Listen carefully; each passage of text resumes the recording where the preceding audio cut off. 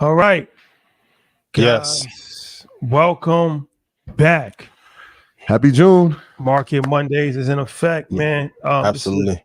Special episode. We got my brother William Wagstaff that's coming on at the end of the episode. Salute. Here's the dope story. Running for district attorney. Yeah. The first black district attorney in Westchester County history. That's a whole economic story that we're going to talk about. But before that, we're going to have a big life-changing announcement. That's why, That's why y'all glowing. I seen it. I saw it. I dreamt it. I don't want to give too much away, but we're going to have a big life-changing announcement. So just hold tight. If you're here for that, hold tight. Yeah. Of course, we're going to talk about this GameStop situation. There's so much stuff that's been happening. The Roy Tigre playback. Okay. The reverse card play. We got to get into that. I got to figure that out. Yeah, I'm not sure. I played Uno a lot in my life. I'm not really sure what that meant. For sure. But I don't want to spend too much time because I know we got a jam-packed show. So first and foremost, check out Blackout. Yeah. This week. Blackout's been going crazy, so thank you for everybody that's been supporting. Yes. I appreciate y'all. That's been rocking with Blackout. That's been spreading the word. That actually watches the whole episodes, not just the clips. Not just on the clips. Instagram. A lot of people just watch the clips. For sure, just clips. Most people watch clips, but if you have time to invest in a full episode, digest the whole thing. And then tomorrow we got a dope episode. Dean Forbes, right? So Legend. Talk to the guy. Legend. Yeah. One of the biggest, if not the biggest, black CEO in the United Kingdom and Europe. Unicorn. This dude is just phenomenal, man. He spoke at our live event in London last year. Market Mondays Live. And he was in New York a few weeks ago, and we did an episode with him for Earn Your Leisure. So that's a dope episode. International CEO, real mogul. Real mogul. In real life. Yeah, in real life. In real life. Not on the super cool dude, too. Not on the gram. And the last thing I'll say is Thursday, Sandra Martin will be back to answer questions. She did 2 classes already, and now she's going to do a third to answer questions. That's so beautiful. So much value provided at EYL University. Say it again. So much value. Say it again. Just to reiterate, so much value provided at EYL University, man, for sure. So, and last thing I'll say is get your tickets to Invest Fest. Yes. We'll be talking about this later, but we announced the lineup. Yes. The first part of the lineup. Of course, we have the legendary Steve Harvey coming back. Yes. We have Damon John. Yeah. We have Steve Stout. We have T.I. We have Don Peoples, largest black real estate developer in American history. We have Lauren London. Amazing. Stephen A. Smith. Yes. We have Monica. We have Earn Your Leisure. We have Ian Dunlap. We have 19 Keys. We have Pinky Cole. We have Shaka Bars. Keep going. We have Van Jones. We have Wyclef John. We have Will.i.am. Remember Wyclef? That actually happened. I was here on this program. So Wyclef John, we have Will.i.am, we have Will Packer, we have Coach K. Yes. QC, one of the most legendary Indianapolis legend. Facts. One of the most legendary labels over the last decade. And talking about legendary labels, Kareem Biggs, Rockefeller, 1/3 of the Rock. The quiet one. That's incredible. Big's a small one on the low like Dean Martin. We got Billy Carson in the building, the most viral man. I cannot wait. The most viral man on the planet. 8 million. Bring the Emerald tablets, please. They on the pace to hit 9. Shout out to Billy Carson. It just keeps going. Matthew Garland, Derek Hayes, Alex Burton, TJ, Terrence J, Kenny Burns, Larry Marlowe, Milan Harris. The marathon will be in the building. When you called me with that, I said brilliant. Rest in peace. Rest in peace. I was in the airport like, wait, you thought it? Man, I said the marathon hey, Mike, in the building. Zoom out real quick, Mike. Zoom out real quick so we can just see what's happening here. I see the Crenshaw t-shirts on. Crenshaw album is up there. Come on, Mike. I got us. Yeah, I'll be back in 2 seconds. You got the Crenshaw t-shirt on. Yeah, for sure. That's a fact. We got the Crenshaw album. We got the Victory Lap, classic, and we got Jigga with the rollie in the vest. That's a fact. That's a big fact. Let's go back. All right, Ian, I'm coming back to you. The marathon will be in the building. Black Sam, my brother Black Sam will be in the building. JP will be in the building. Yes. Adam, the man that you never see. Seldom seen, even less in the building. And we're going to talk about what they're going to be doing. They're going to be doing a bunch. And then we got so many others. We have Martin Luther King's daughter, by the way, Dr. Bernice King started a black-owned bank. We have the head of the NFL Players Association. His name is D. Smith, one of the most important people in sports. history. Let's not speed over that too fast. Yeah. You know, it's so many names, man. I could spend all day on this, man. But look, get your tickets to InvestFest, man. I mean, wait. Hold on. You said this is just the first. Oh yeah, for sure, man. More to come. Shout out to Ross Mack. Shout out to Paul Mons, Miss Business, Ashley Bell, Yandy Smith, Zay Tobin, Don Zay Tobin gonna be there. Zay Tobin will be in the building. We got something special planned. Zay Tobin will be in the building. Something special. Dr. Bobby Price, Yake Awaken. Yo, it's crazy. Oh, he's tough. I love him. Get your tickets to InvestFest. Tickets to InvestFest. August 23rd, August 25th in Atlanta, Georgia. All right. That's it. Red Panda, the special code is in Telegram and email. I can't say it on here, but if you're in Red Panda, got a special code. Thank you to the guys. Red Panda Rebellion. The Red Panda family. Shout out to y'all. And shout out to my cousin Reef. He opened his store in Atlanta. Yes, man. And if you're in Atlanta, I'll look at it by the end of the episode. I'll say the details. But if you're in Buckhead, check him out, man. He's doing his thing. Clothing store. Very proud of him, man. Congratulations. Keep going. Let's give it its proper. What's the name of it? You know, up top. I gotta look. We'll look. All right, we'll get it back to you before the end. Research. We'll get it for them. Yeah, Ian, any announcements? Yes. Shout out to Cam and everybody in Houston. I got Red Panda weekend coming up the 15th and 16th. So we'll be at Friends Camp After Party in Jolie. So link in my bio. Yeah, shout out to everybody at camp. Shout out to Jay. I appreciate y'all. If you want to get rich from the market before you come to camp, ianinvest.com. If you want to know where to get in, where to get out. I know people want to rewrite history and act like I didn't call Nvidia before everybody else was on it. It was me. If I made you money, please put yes in chat for preponderance of proof. So if you want, I think this month, I think 72 prices, right? Yeah, sniper access is included. So I also teach you how to trade futures. I was on that wave before everybody else was on that wave, humbly. Yeah, so if you want to get rich from investing in the market and know how to trade, go to ianinvest.com, go to joinredpanda.com, and come to Red Panda Weekend in Houston, and let's vibe. Love y'all. And I will be at InvestFest giving away 10 grand, going over live trading, live losses, live wins. Probably would be my best presentation of all time. I can't do the zip line. And I know I can't bring a truck in, but I need something. I need something to come in on stage on. You know ATVs. Yeah, Yamaha Chrome Dot 1100. That's a fact. And it is price tag Atlanta. Price tag. Yeah, Atlanta. 3210 Roswell Road, Northwest Atlanta. Go check them out. Congrats to Reef. I know it has been a journey to get to this point, man. But any entrepreneur that starts their own business knows the grind that it takes to get to this point. Obviously, that's the home team, so go support that. Price tag again. Next time I'm in Atlanta, I'll be there. Absolutely. You know how this works, man. This is a disclaimer. Do your own research. Our content is intended to be used and must be used for informational purposes only. It's very important to do your own analysis before making any investment based on your own personal circumstances. You should take independent financial advice from a professional in connection with, or independently research and verify any information that you find on our show, and which to rely upon, whether for the purpose of making an investment decision or otherwise. Continue to do the research, share the research. When it's great research, give credit to where you found it. Let's build.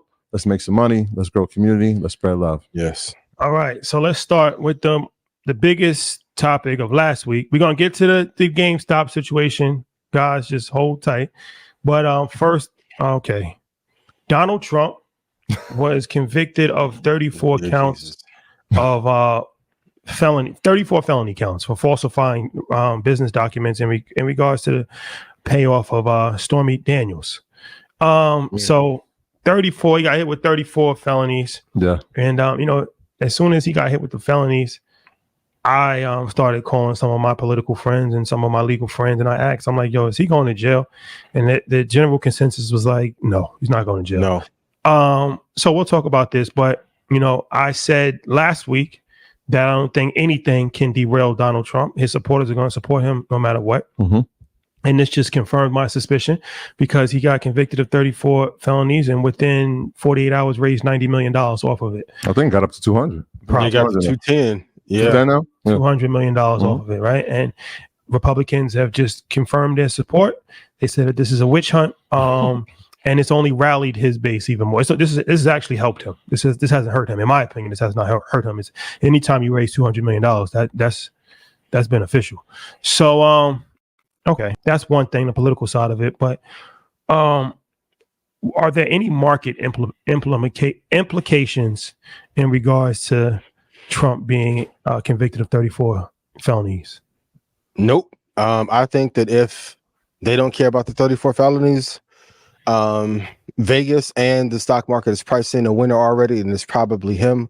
Which, like, imagine being the sitting president and the person running against you gets 34 felonies, more than Big Meech has, and he still has a chance to win. If that won't knock him out, I don't know what will.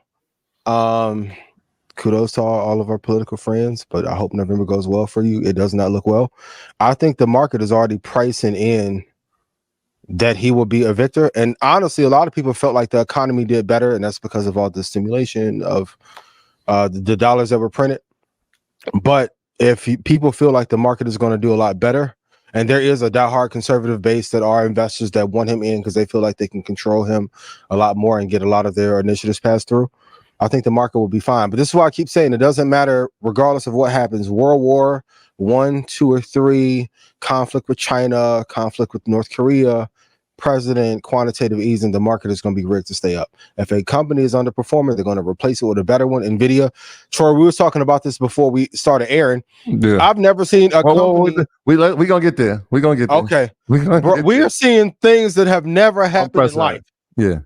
The Rowan Kitty, Trump with 34, like 30. Yeah. What? They wanted to kill Nixon over Watergate.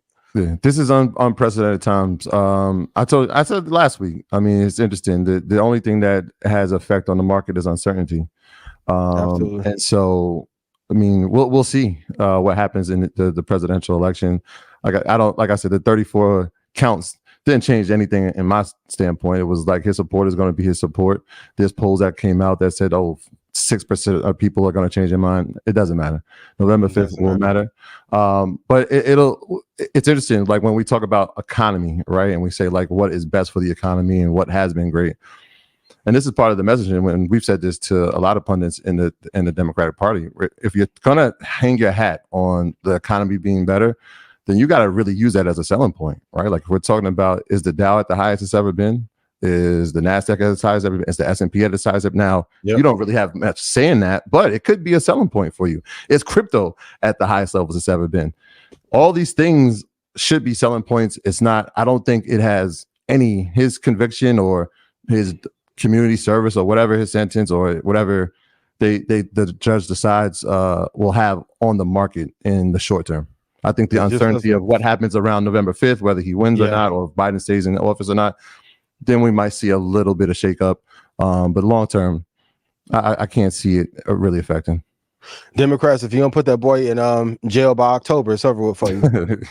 You better call Olivia Pope and everybody you can. B613 and listen, because if not, it's going to be ugly. But the market is going to do well either way. I think on the Democratic side, people don't feel richer as a result.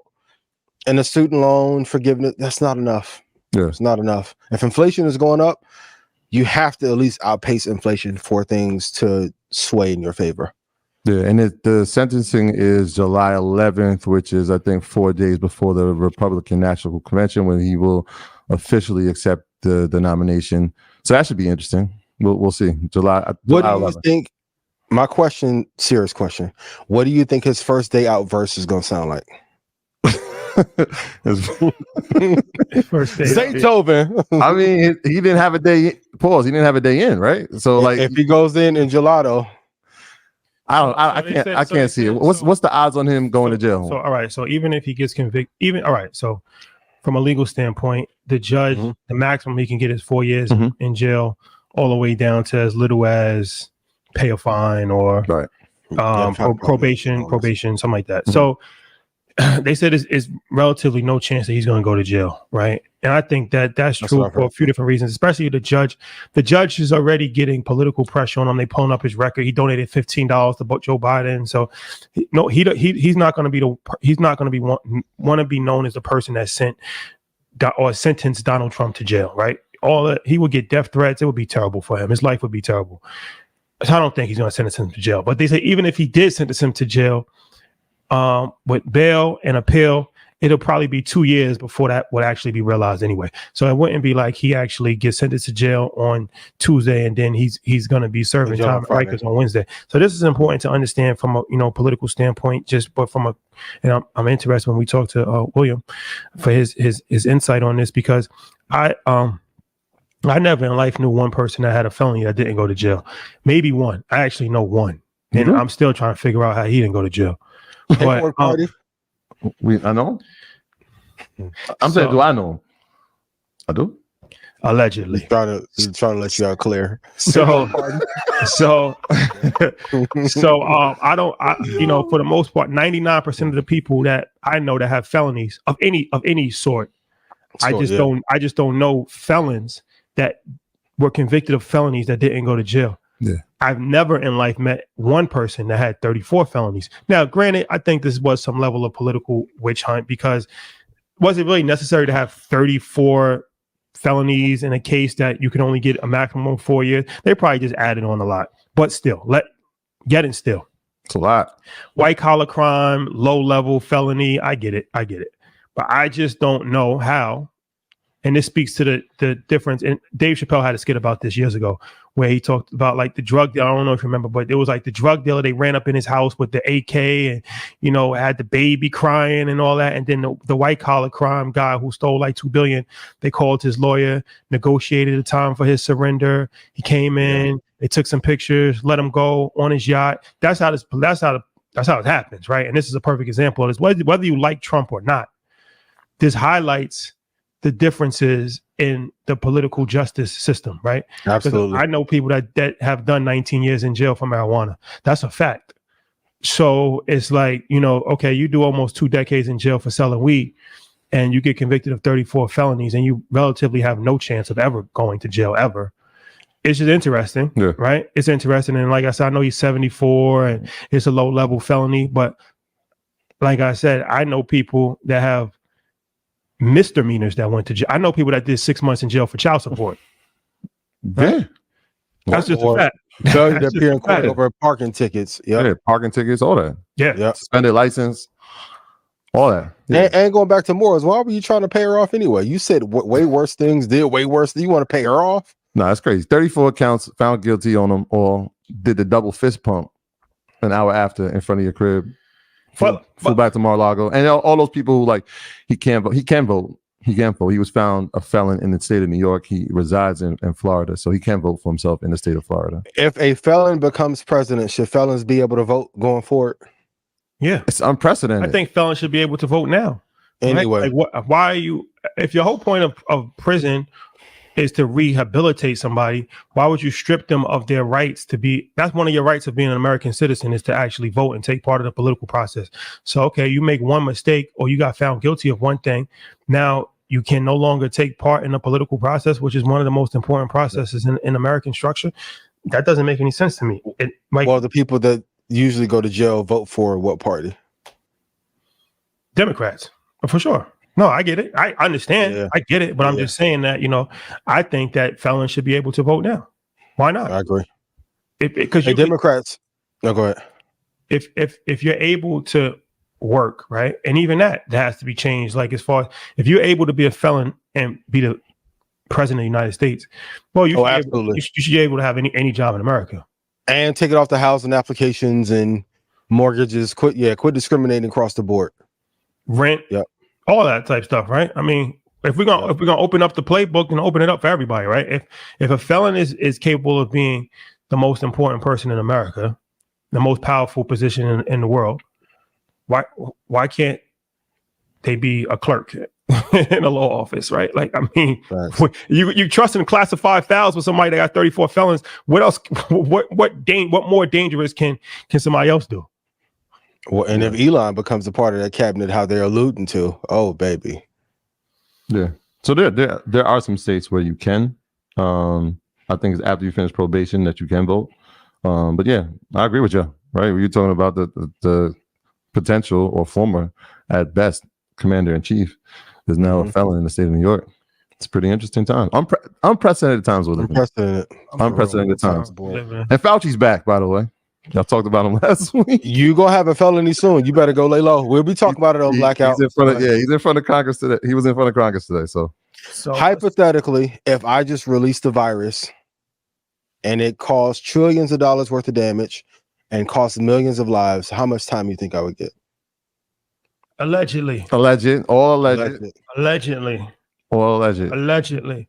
Hey, Mike, already clip up the clips from him talking on Senate today for Black. Allegedly. Allegedly. Well, let's talk about Nvidia. Nvidia. They're gonna kill me if I don't. Nvidia. Yeah, there you go. Nvidia. Some say Nvidia, some say Nvidia. Because it sounds like Nivea. Shout out to Wayne. Shout out to Little Wayne. Yeah. Nvidia sound like a stripper. It's in the building. Shout out to Booby Trap. Weezy F baby. Weezy F baby. Please. Do you think the stock will underperform following the split? Splits in a few days? Listen, at first I thought yes, and then we can come back in. We were talking about this before. I've never seen a company this size tell you the product lineup for the next 4 years. I think because so much pressure is on them. Like Blackwell is going to come out that's going to change the game. Then they announced Blackwell Ultra. What? Blackwell's not even finished. Then Troy get to it, but they've announced guidance for the future.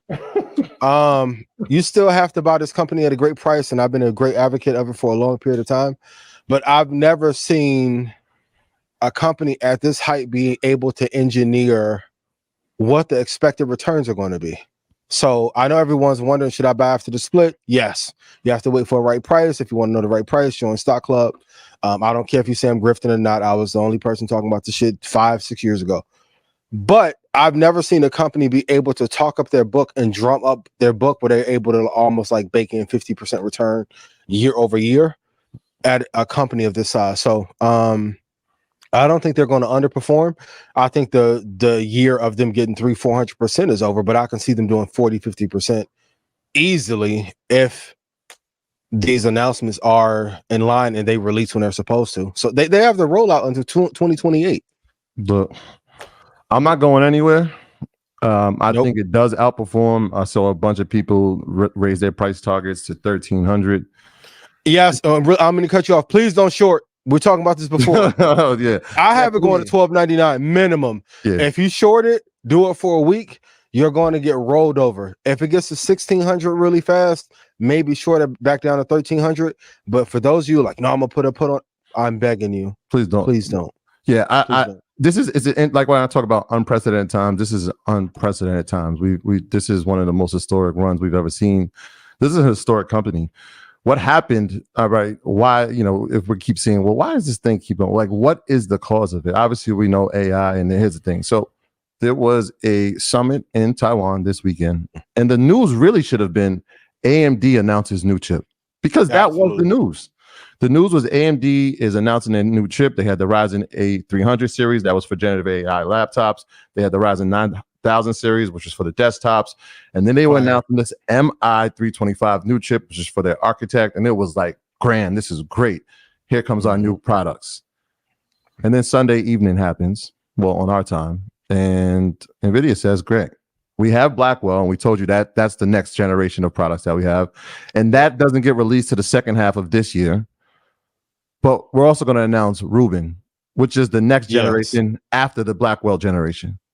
So we haven't released the first one first. We haven't released the first product yet, which is going to be the next generation. We're going to tell you about the generation after that. Unprecedented, right? When we talk about guidance, here it is. Here's the roadmap. We're showing you clearly the roadmap. Not that they had to.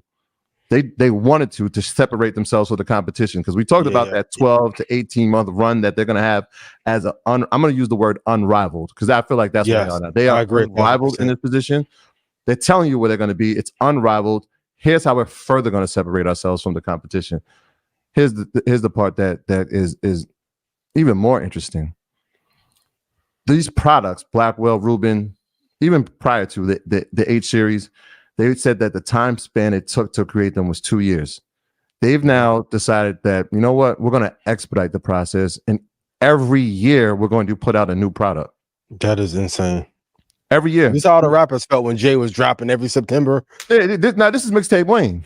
For real. Every year they're going to put out a new product. So if you're a company, an AMD, now you're forced MCI. Like, what are you gonna do? You're forced to now saying, all right, how do we compete? How do we even stay in the game? Well, guess what? If you were taking 2 years, 18 months to produce, you now have a year. Every year we're putting out a new product and compete. Here's the best part of it, and I told you 2 weeks ago. Nvidia AMD 1 and 2, you could say, maybe a distant 2. They don't manufacture their own chips. They do not. I'm going to say it again. They do not manufacture their own chips. Not yet. Instead, they outsource their manufacturing of chips to foundries. Do you know who the number one foundry that they use to manufacture their chips? You guessed it. Taiwan Semiconductor. Yep. New product every year, right? So now think about what the yearly growth looks like for those companies, but take a look at what it looks like for the company that's going to start manufacturing product after product after product, business, more business, more business, more business. Yep. Just saying. This would be the equivalent back in the day, opposed to running Def Jam. Jay-Z ran Universal, and he was over in all of Universal. Like, the lead that they have is, like you said, unrivaled, and they won't probably have one for 6 or 7 years. And to everybody who said Intel, where's that fucking argument now? They're done for. They're done for. SMCI, TSM, our SMCI is over. It's a new era, new players, new crop of players, game over. But if they're going to release a new product every year and the development time is being cut down, man, they're going to have to split the stock again in another 3 or 4 years. Yeah, I don't know what you do. Go into another business or find a way to kiss the ring and partner. And also, like, it takes longer to develop Blackwell than it took them COVID vaccines that they put out quickly. We'll talk about it on Blackout. That blackout hour. So, all right. Troy, too much? Time out. Okay, my bad. Yeah, man. You can't get no. Save it for Wednesday, man. I'm sorry. Well, it ties into Pfizer, Moderna, Eli Lilly. So you think it could hit 1,300 before Wednesday? Is that what you're saying? No, I said I see it getting to 1,300. Yeah, I see it getting to 1,300. I see it outperforming. I see the stock. You saying before Thursday? I don't think it's gonna get to 1,300. No, Thursday. No. It'll run. So that adjusted price would be 130. Yeah. Right now it's at one. What did it close? It's at 130 now. 11:30 now. 11:32. Yeah. So I see it. I see it still going. I see it still going. It's going to have a nice run up for sure. All right. Well, we will take a break from talking about stocks for a minute to make a special announcement. And to make the special announcement, we have to have a special guest to make the announcement with us. It's only fitting. Long way to do it. And I'll bring the guest up. I'll bring the guest up. Sam, my brother, man. It's it's been a great relationship from meeting you and the whole team 2 years ago now. And we did that legendary episode. And, we just been in communication ever since. You've taken us to Ethiopian restaurants and teaching us how to eat with our hands. So first and foremost, man, I appreciate the brotherhood. I appreciate, just being around you guys, man. You guys are super solid and just real old school principles. I really like the whole entire team, man. So first and foremost, thank you for always, working with us and, just being solid with us, man. I greatly appreciate it. Man, likewise, man. I really appreciate you guys. Appreciate just everything, man, that you guys do.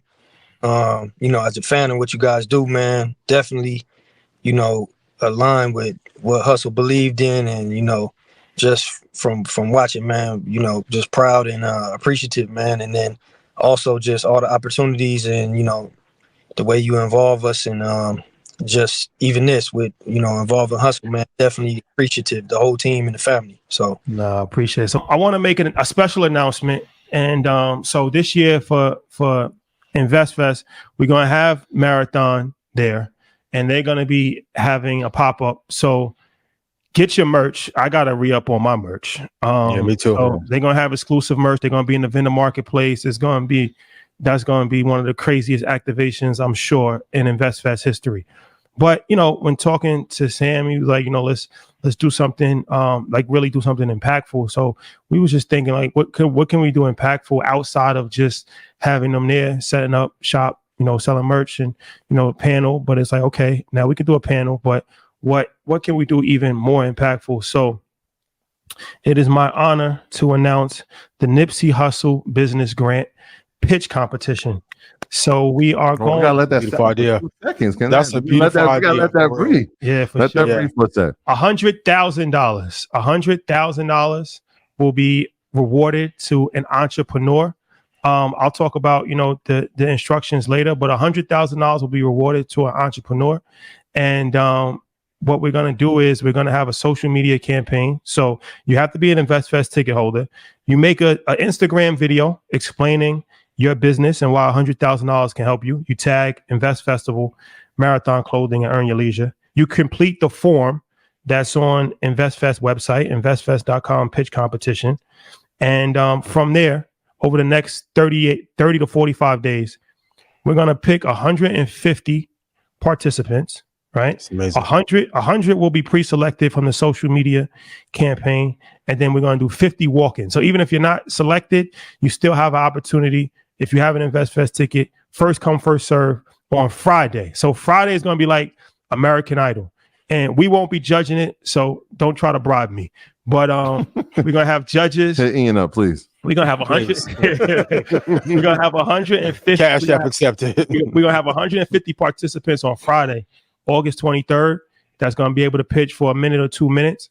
And then that's going to be narrowed down to 4. The judges are going to pick their top 4. And then on Saturday, we will be on stage, myself, Troy, Sam, JP, Adam, and we will listen to the top 4 chosen from the judges. You got to have a visual presentation. And from there, we will pick the winner, which will be the winner of the Nipsey Hussle Business Grant Pitch Competition. You will receive $100,000. We got to thank our friends at Microsoft. This is sponsored by Marathon, EYL, and Microsoft. And I really feel like this is going to change somebody's life. So, yeah. Sam, I just want to let you speak, because obviously, whenever we involve bro's name, it has to come through the family. It has to get the blessings. So I know, you obviously know Nip better than anybody, right? So it's like you shared a story with me about how he used to always give game to entrepreneurs, and you'd be like, yo, you giving too much, but he like, nah. So it's like, this is something that I know would be near and dear to his heart, right? As far as helping a next generation of entrepreneurs, helping somebody start their business. So can you just speak about what this would mean to Nip? Yeah, man, 100%. It's an honor. And just like you said, bro, that's what Hustle was about. Like I told you, it's, anytime Hustle seen anybody young or that had ambition to go for it and do something, especially with entrepreneurship, he thrived off of that. He would stop what he was doing.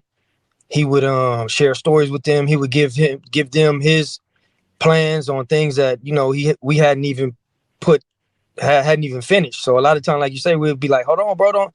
Be like, nah, man, man, my shit got to inspire. My shit is here to, it's bigger. I like, motivating. So he would tap back into, and the best thing he would love to see is, people accomplishing things. It was like, that was his high, seeing people do things and accomplish things. So, that just made him smile. And he always went out of his way to help. So definitely this will be something he would be just proud of and happy.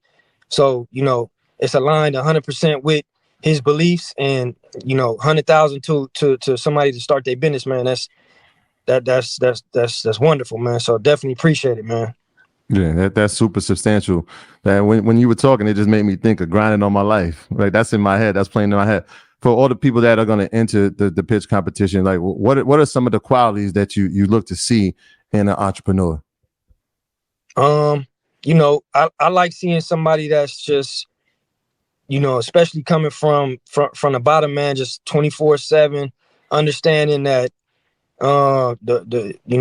your success is going to be measured on how much work you put in, and really somebody that's willing to take it to the next level and just stay down.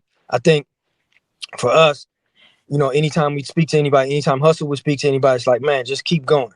And, it's the marathon mentality. Like, it's not going to happen quick. Just keep going, and a brick a day. That's what he would always tell everybody.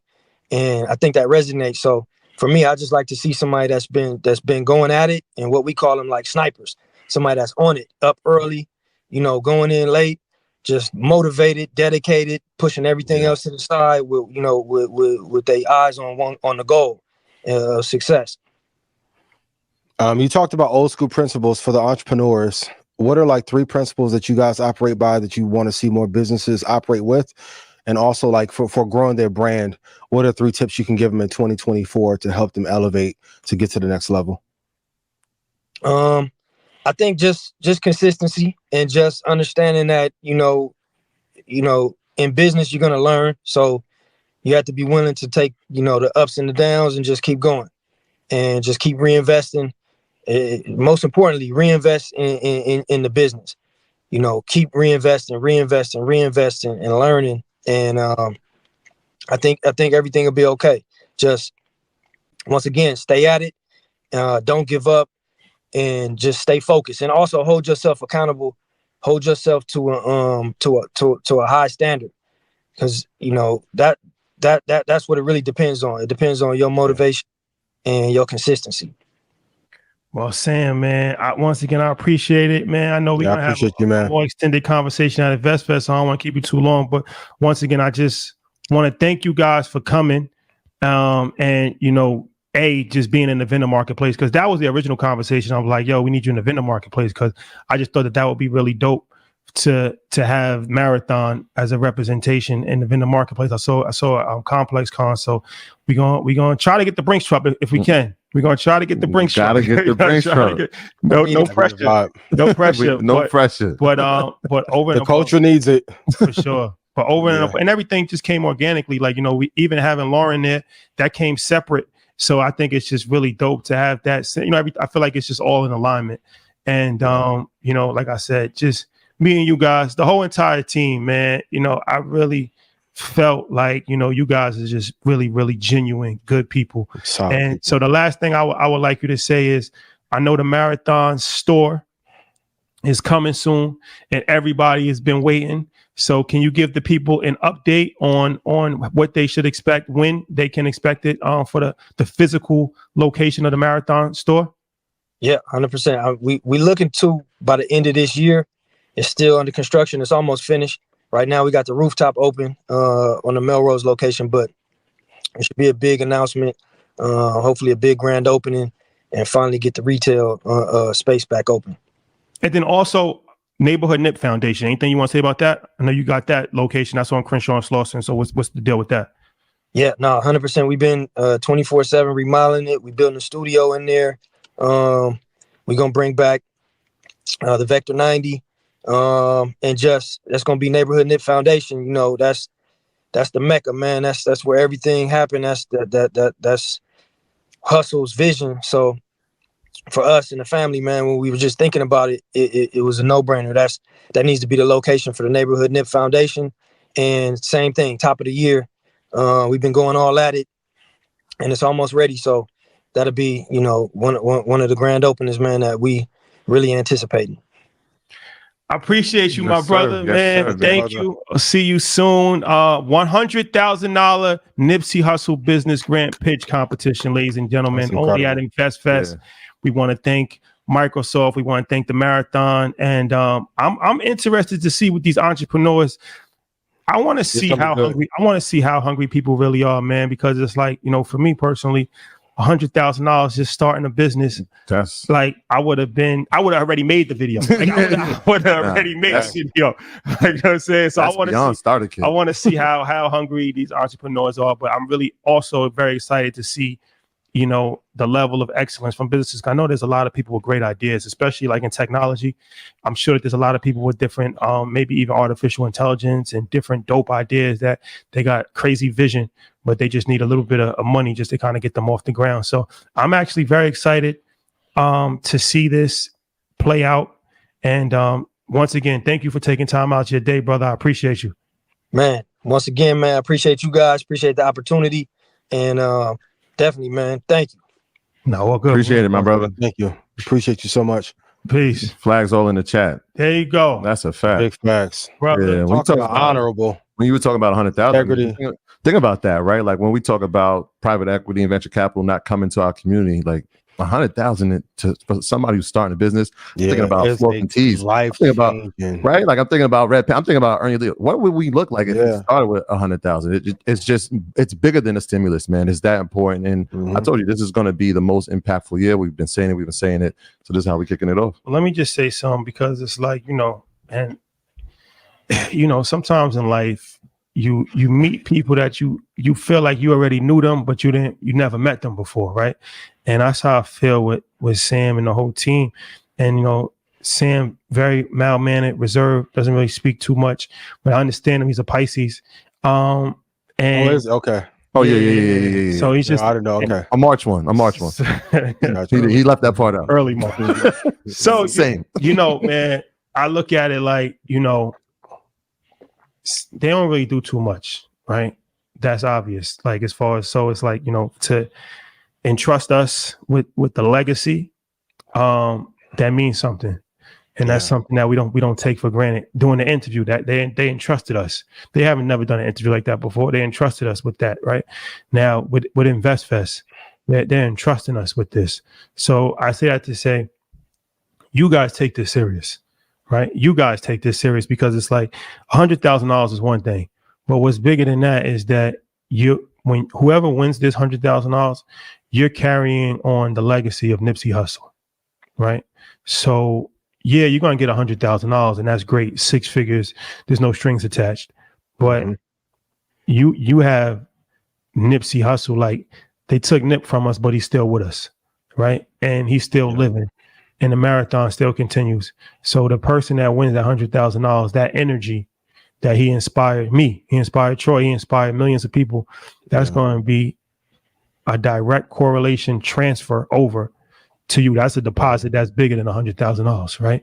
So be mindful of that, right? So once again, just to recap, we will be doing the Nipsey Hussle Business Grant Pitch Competition, $100,000 at this year's InvestFest.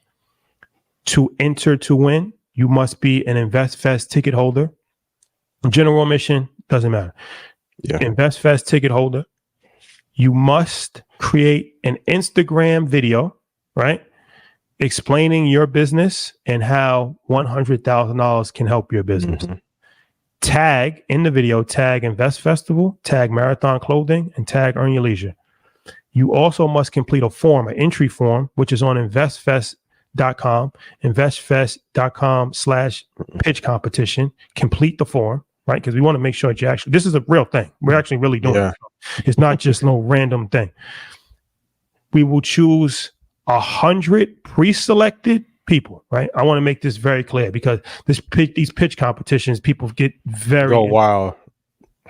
100 people that make Instagram videos and that fill out the form and that have tickets will be chosen before InvestFest. We will notify you via email. You will be notified. You will have instructions on what to do. On August 23rd, those 100 people will audition, and then another 50 walk-ins. The 50 walk-ins, even if you don't make the 100 pre-selected, if you have an InvestFest ticket and you filled out the form, first come, first serve, right? First 50. The first 50 people that come will be granted access to audition. So that will be what time should they get there? And what day? The day is August 23rd, which is a Friday. I'm not sure what time the doors open up yet. We'll be talking about this, but hey, I was get there at 7 o'clock in the morning. What time should you get there? Thursday? For Thursday night, 6 or 7 o'clock in the morning. Also, wait in line for tickets. Yes, your business, the functional aspect of your business, if it's relying on a stimulus, that's how important it is. You get there before then. And I'll tell you this: 3 people will be chosen from the 100. So out of the 100 people that's pre-selected, 3 people will be chosen. 1 person will be selected from the walk-ins. So don't think that if you're just a walk-in, you're just going to wait. Out of those 50 people that are walk-ins, we will have one person selected from the walk-ins. How bad you want it will determine how early you get there. I can't tell you what time to get there. I don't know. Everybody might wake up late that day. You might be able just to walk in at 9 o'clock. Who knows? Be a huge mistake. But that also sets the part who really wants it and who doesn't. And like you said, I would have shot the video already. If you got a working product or working service, it would be great to have them tag them too and say, hey, they've been helping me the entire time. Like if you were doing like what Edwin has been doing the last 3 or 4 years, Facts. Support in advance before you need the help. Can we talk about that? Support before you need the help. I put it on my post yesterday too. A lot of times, some of you may have not have gotten your blessing because when you got the opportunity, you were not loyal to the opportunity that you got. Take full advantage. Be there early. If you have an amazing business, be there early. Have helped already. If you've supported any of us, it may help you a little bit. Get there early. Don't come in 12:15 messaging me. No. I can't do nothing. I got a new number. Facts. So that's the deal, ladies and gentlemen. That is the deal. And if you're That's a vendor, amazing. if you're a vendor, then you qualify as an InvestFest ticket holder also, so you can participate if you're a vendor. So look, man, you know how we respond to hate is love, because love always wins, right? So you know, when thinking about InvestFest 24. We wanted to see how we can be as impactful as possible. This is just the first initiative that we're rolling out, by the way. This is just the first one, right? But this is something that means a lot. That's why we wanted to roll this out first. Thank you to Adam. Thank you to JP. Thank you to Sam. Yep. Thank you to Lauren. Thank you to everybody in Hustle's family. Yeah, the whole Rock Nation team. Thank you to Rock Nation. Thank you to the whole team, man. Those guys are amazing.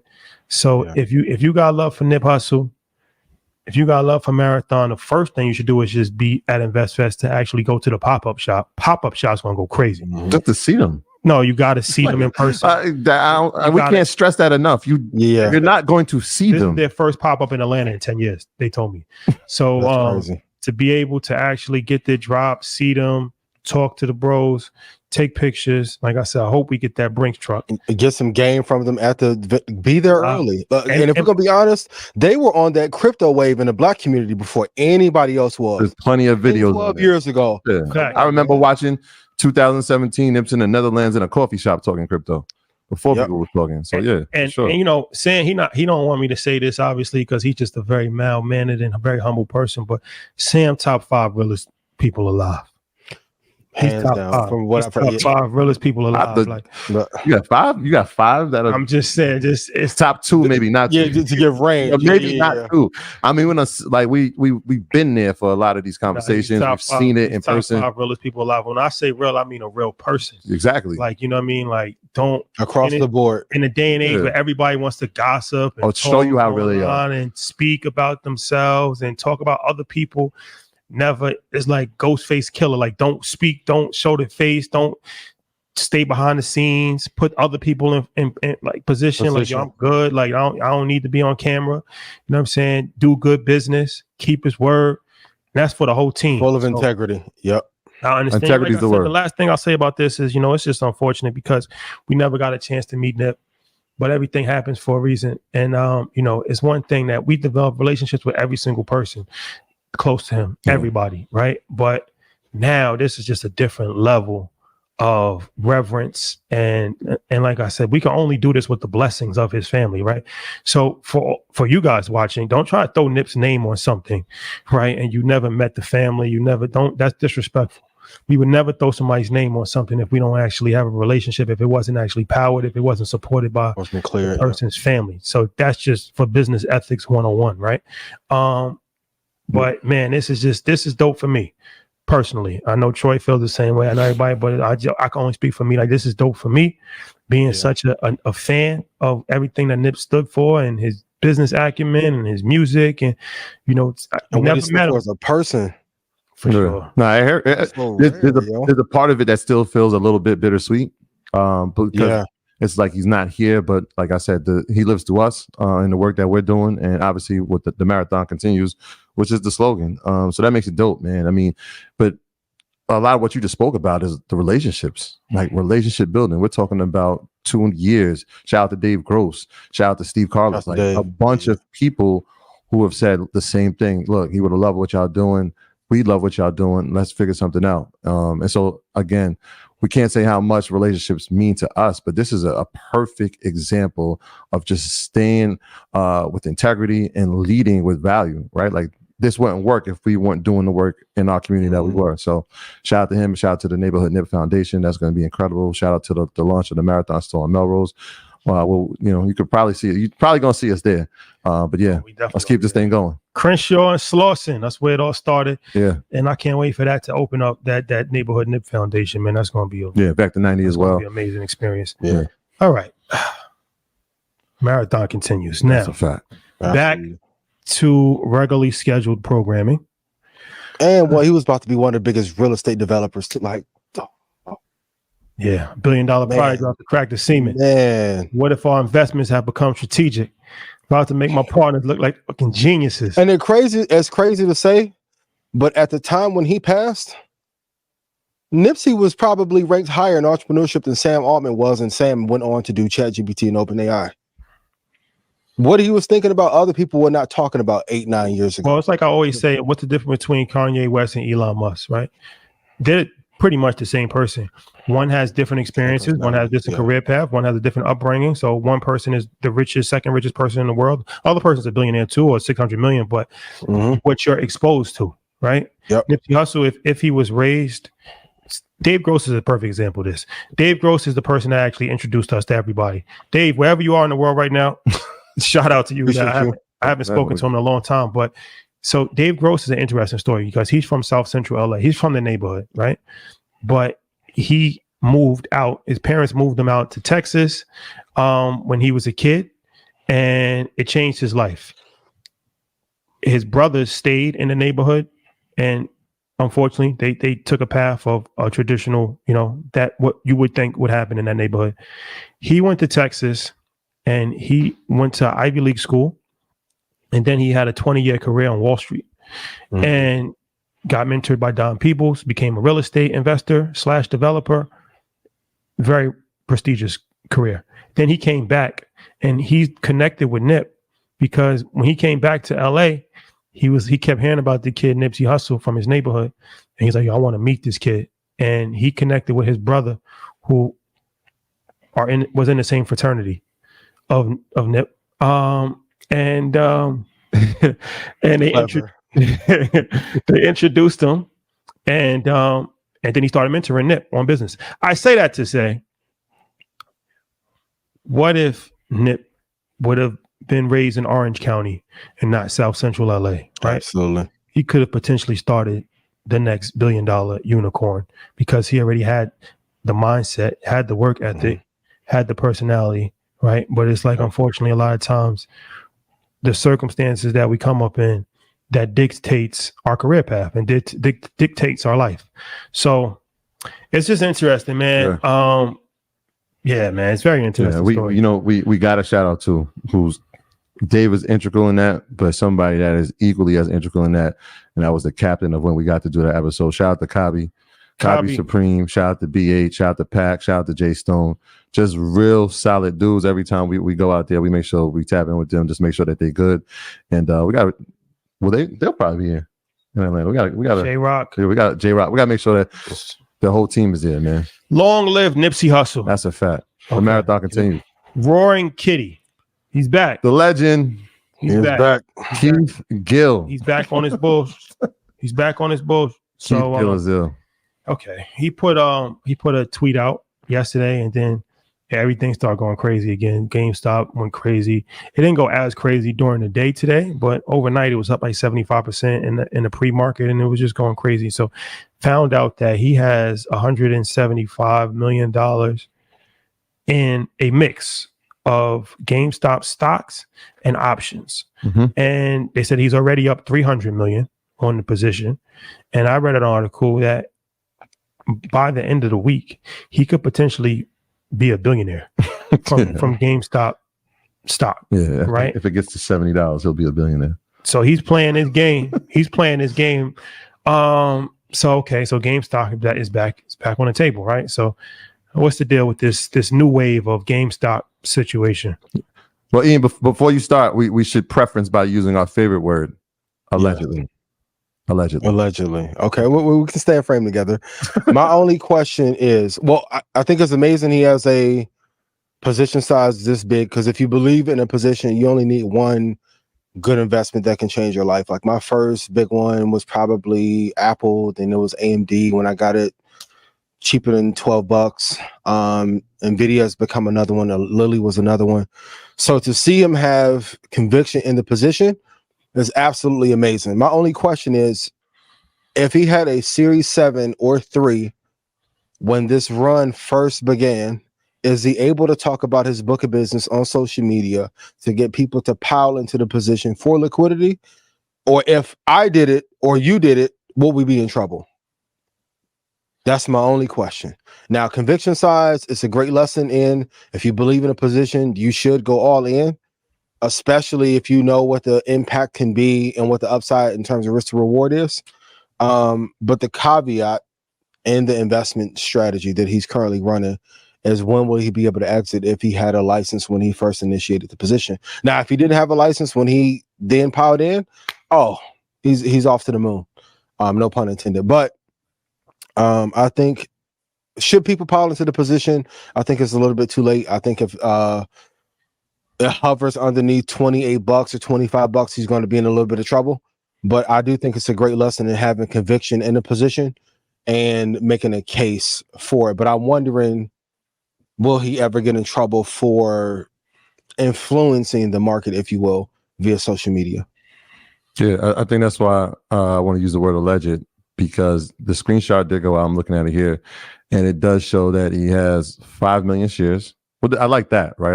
I love that. I spoke about that in my class, where having the shares is important and having an option is important too, right? That way you can stack, and if the equity goes up, you can add more call positions. So 5 million shares is a lot. Hefty. That's a lot of a company. And then obviously he has this, well, allegedly has the June 21 call for 24 this year at $20. And I'm using alleged because there's no proof that this is his actual account. It's just a screenshot. So we got to be mindful of that. We don't know where this screenshot came from. So I'm not a trader. I never claimed to be a trader. Like I invest in moving in and out of positions that are 2 weeks out or 3 weeks out. And we spoke about this a few times. That's scary. It hasn't worked for me just because I'm not as active as some of these people who are doing this on a daily basis. So that's the first thing. The other thing is that, really quick, what is the strike for? The strike is $20 for June 21st. So that's in 3 weeks. So it's 3 weeks out. He has it at 20. It shot up over 30 today. So there's money that's going to be made there. The issue will be, right, and I wonder if that would be a tweet, is, were you actually able to close this position? Were you able to sell this position? Because that's the part that people don't show you, especially when you see something volatile like this and people moving markets. He also put up the last call that he had, where in April, where it ran up again, and there was some substantial money made from an account. Could it be his? Maybe, but there's a chance that it's not. I thought something interesting out of all this was Wall Street Bets, which was known for becoming this place on Reddit that was prompting some of these meme stocks to run. They're not. He didn't put it on Wall Street Bets this time. Nope. Yeah, they've been talking discouraging about him, saying that he's caused a frenzy, and this is not what the community is about, and really didn't appreciate. Yeah, really didn't appreciate all the traffic that they generated from him doing this. So he didn't use Wall Street Bets this time, and I thought that was interesting. Like, you guys were known because of some of the work that he was doing. So I'm not jumping into this position. It's not something. No, I'm not into the meme craze. But if you are, please be very, very careful. Trading has considerable risk, and this is one of those high risk. Like if we had a color chart for the risk, this would be like red of his background. Yeah. I'm giving it red. Whatever the highest is, this would be it. Because even some people were texting me this morning, like, "Hey, trading got halted on my platform," and I'm like, "What if they get close to that date and they start to throttle the performance?" And like you said, he's not able to exit the position. I know some of you who haven't traded think it's impossible. They can hit that button and all of a sudden you can't liquidate your position until after. So it's happened in the futures market, it's happened in the options market, it happened in the penny stock market several years ago. So you have to be very careful of being able to take profit when you need to and not when they allow you to. Yeah, we're not, and I'm not hypothetically speaking about this. Like January, like this literally happened, right? We were in the GameStop position. I remember we got off the plane, we was in Miami. I looked, we up 47,000. I'm like, boom, closing out of this. Oh, can't close. Can't do it. Can't do it. But this also just speaks to, just how crazy, the idea of money. Money is just an idea, right? And I think that's the most invaluable lesson that can be learned here, where this guy, whether he becomes a billionaire or not, I mean, he's going to make hundreds of millions of dollars from this, right? And it's like, it's so crazy that, you don't have, he didn't start a company. He didn't change the world. You got to give this guy credit, man. Yeah. Well, maybe he did change the world, right? For retail investors. I'm saying as far as like he didn't create something that changed the world, right? Like the iPhone. Oh, no. He didn't invent technology that changed the world. No. Or, Eli Lilly has created, pharmaceutical drugs, and that has changed the world. And, but it's like, just thinking about money, like once again, going back to how we was raised, a lot of us, like, the idea is to work as hard as you possibly can for money. And that's not really necessarily the best way to go about it, right? Where it's like you can literally just create money. He's creating money out of thin air. He has an idea, he has influence, he's using the social media, he's doing this, he's finagling, he's getting options gold, and he's going up, and he's taking money out, and before you know it, he made 50 million, 100 million, 300 million, $1 billion that fast. And then he's going to use your money to make more money. Yeah, he's going. Then he's off going. The grid. 5 years. See you later. 2 years, he'll get a tweet. What was what y'all? I couldn't. What was the reverse Uno card though? What's y'all? I don't know. It's go time. You know that, but that's not go time. It's reversed. It's reverse go. Like now it's green. Green is always the color of go. The only thing I saw green. I'm like, okay, he knows. Let's go. It's go time. You know that. Yeah, you ain't got. That's what you said. Shout out to Joe Button. Said our names. Spoke to Joe. spoke to him. Oh, you called him? Yeah, said our names. Joe, what up? Shout out to Joe. Ish, what's going on? Shout out to Corey. That was Corey's voice in the background. Shout out to Corey. Shout out to Corey. No, Ice was good. You guys. Melissa was good. He give you the politically correct speech or what? We'll be up there soon, huh? Monty was good. He give you the politically correct speech. We had a good conversation. Can you do the voice? Joe? When I called you, I'm like, what do you say? Well, I mean, I am seeing a lot of things out there with you guys. So shout out to Joe. Look out. I mean, I told you 2 years ago this is going to happen. No, you shot. We're going to be up there soon, man. We're going to be up there soon, man. Pack my bulletproof vest. Oh, man. Okay. All right. This Live Nation situation. Okay, so this was ironic. They're in trouble. They actually just did the Roots picnic. Shout out to the Roots picnic. That looked like that was a good turnout, good vibe. I saw Nas. Nas was there. I saw. Oh, for real? Okay. Yeah, Nas performed. So they're facing legal issues over the data breaches. So they got lawsuits. You were very bullish on Live Nation. Still am. So what's the deal with Live Nation? Yeah, I don't know if they're in trouble. Okay, Ian. Can I pose a question? Okay. If I get sued, hypothetically, over being a monopoly, and then I have a data breach, same time of getting sued, and the words of Jock Dumar, you don't find that suspicious? We're going to have a real conversation about these data breaches and everybody selling off this data to raise funds. Like this the real private venture capital. These are my thoughts as Ian Dunlap and Red Panda.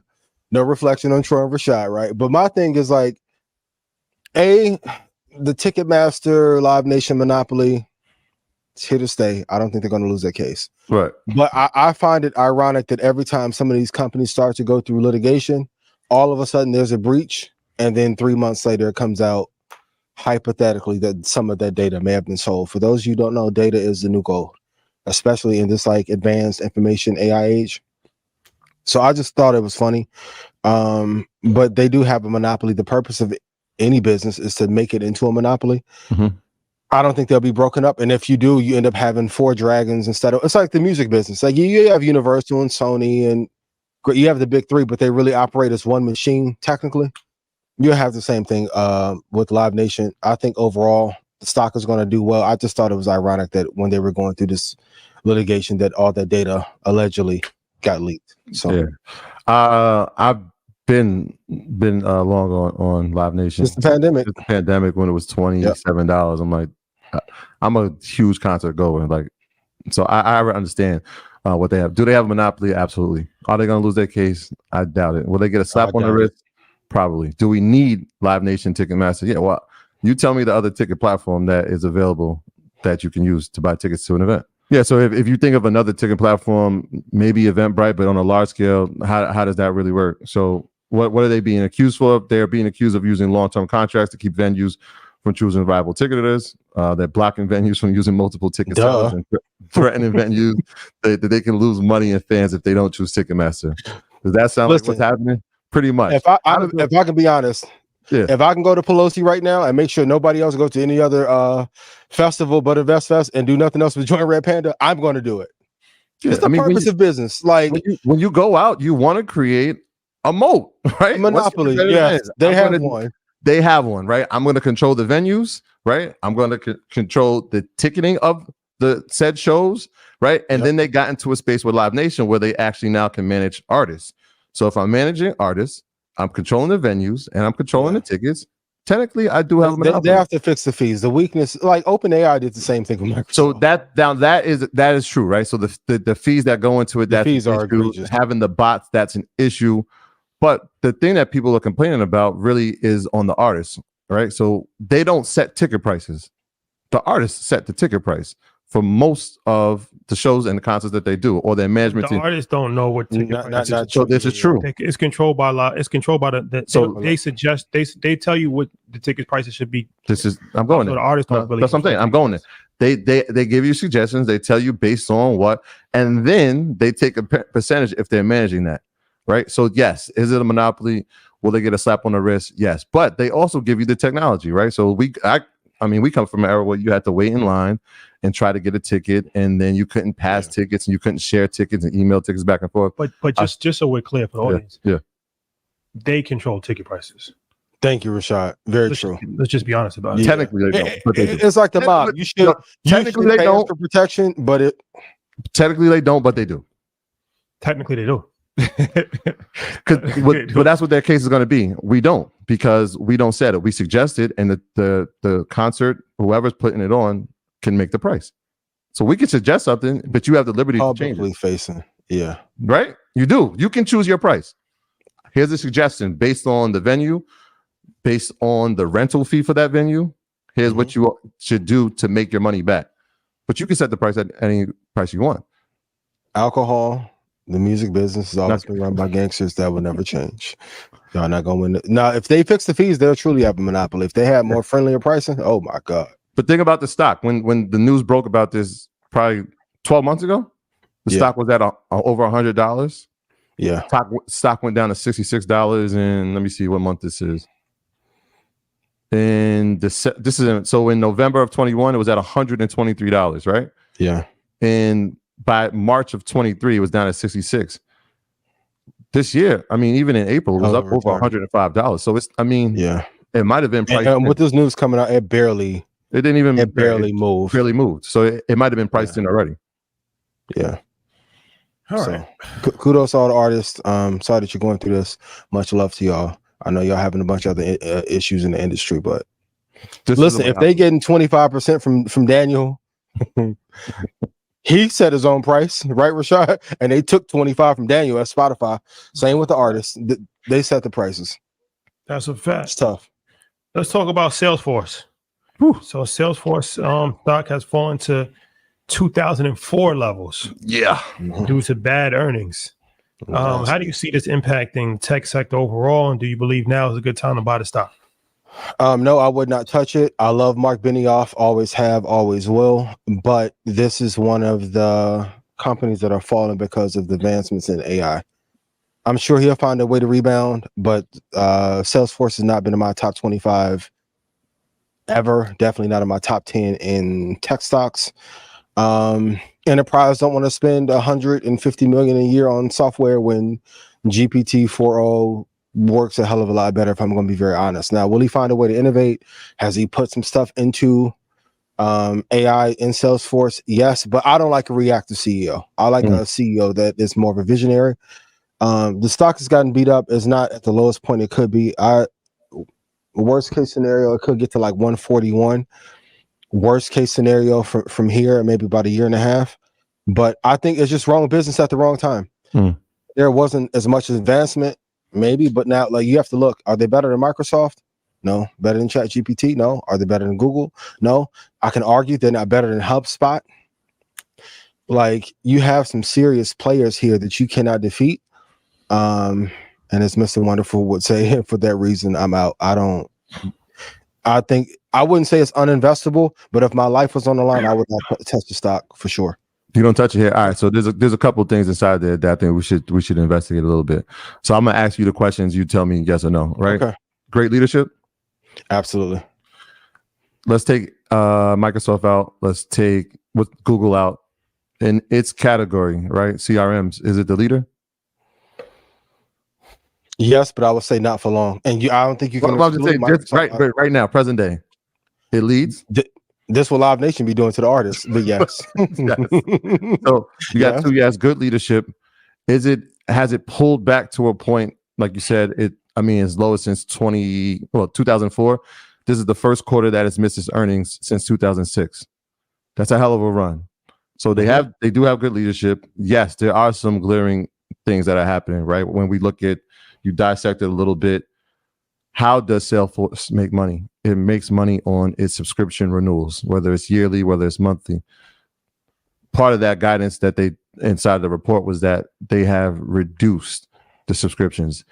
A lot of the investors are saying, and if you read anything, Morningstar, CNBC, they all are skeptical of what growth looks like from a revenue standpoint going forward.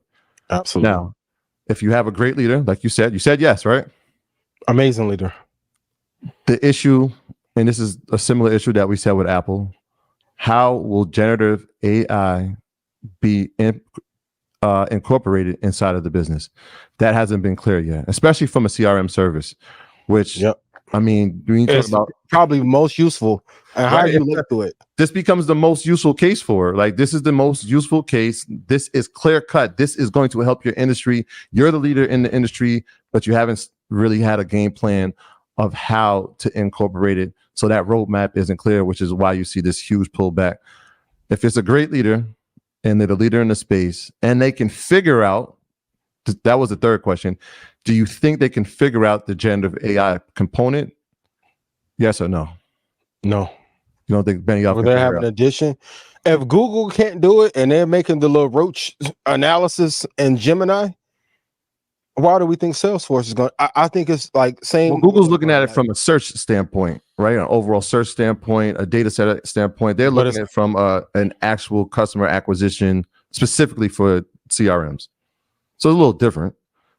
That's just a hypothetical question. But if I'm thinking to myself, if I'm investing or looking at a company that's price target was once at $323, is now at $260. If it's a company that I believe in, it's a part of the Dow, which we know some of those companies need to be moved anyway. Is it something at this point do I say it's hit a bottom? I'll keep this long term. If I can answer all three yes, I think I do. Is there a price that I would invest in it? For sure. If I'm going based on price, 147 to 138, I like it. Bunch of competition. And I can argue they may be the best in the worst sector of tech. Most people don't even use their CRMs efficiently. You can argue HubSpot may be better. And if we're just doing it for CRM, they could have bought Russell Brunson shit 2 years ago and didn't want to buy it. Well, that's what Russell Brunson had the technology 5 years ago, and no one wants to act as if he's had it. I think they could have innovated. The only thing, if I put a SWOT analysis of Mark, he reacts too late when the trend is already there. That's the only caveat I have. So it's kind of like if LeBron was on Dallas with Kyrie and Luka, title. On the Lakers with Austin Reeves, not so much. Yeah, I think they're just the best in the worst sector right now. And I don't like any of those CRM companies. I think that's what makes the Google acquisition or proposed acquisition of HubSpot even more like. And that's more scary, right? Like they're looking at it like, how can we make our business more efficient inside the space? Well, let's acquire a company that's doing it. And now they'll compete. So you're right. I guess should add Google back in if they're going to now compete. If they get Gemini to work and integrate it into HubSpot, oh my! What? They got to figure a couple things out over at Google. Yeah, every rollout has just been like a disaster. What are we doing? Yep. All right. Well, Salesforce, we will monitor this situation. They dominate the ticker is CRM, man. That's pretty. I agree, but when I'm looking at it, are they better than Meta, Amazon, Apple, Microsoft, Google, SMCI, AMD? Okay, who would you pick, AMD or CRM? I'm a semiconductor sector guy, so yeah. And I spoke about HotSpot already, so yeah, I get you. Yeah. I'm with you. So, but I love Benioff. When y'all clip this up, I still love Benioff. They're just in the worst part of the business in tech. So we saw him in Davos. Yeah. Oh, that's another thing that we'll be doing at InvestFest this year is we will have multiple boot camps for artificial intelligence. We're going to have an AI 101, how to actually learn about AI, how to get involved in AI, how to actually implement AI. We have to thank Van Jones. We'll be talking about that with him, but he's helped us put together an AI curriculum. We have AI curriculum this year. I got something special I'm working on. I haven't told y'all yet. I'm working on something special for all y'all. Thank me now. Your war cry is different. You get to smile, and me and Rashad be like, "Bomb coming." Trey be like, "Thank me later." Ooh, small language model. Got something I'm working on. Got you. Okay, you smart. Okay. Yeah. What's the book of the month? Book tip of the month. I was gonna we can come back in. I was gonna give a book recommendation, but truth is, like, we don't need more information. I'm being honest. Like, we got to stop the financial literacy porn. We're good. Watch Market Money. I want y'all to make money. Cool. We do book of the month every month. And when I see y'all finish the book from last month, we'll go ahead, read the ones we've given you. Next subject, not to be crude or crass, but put it in chat. This is money season. I don't want y'all to fake learn no more. I'm cool. Money Master the Game, one of my favorite. Common Sense Investing.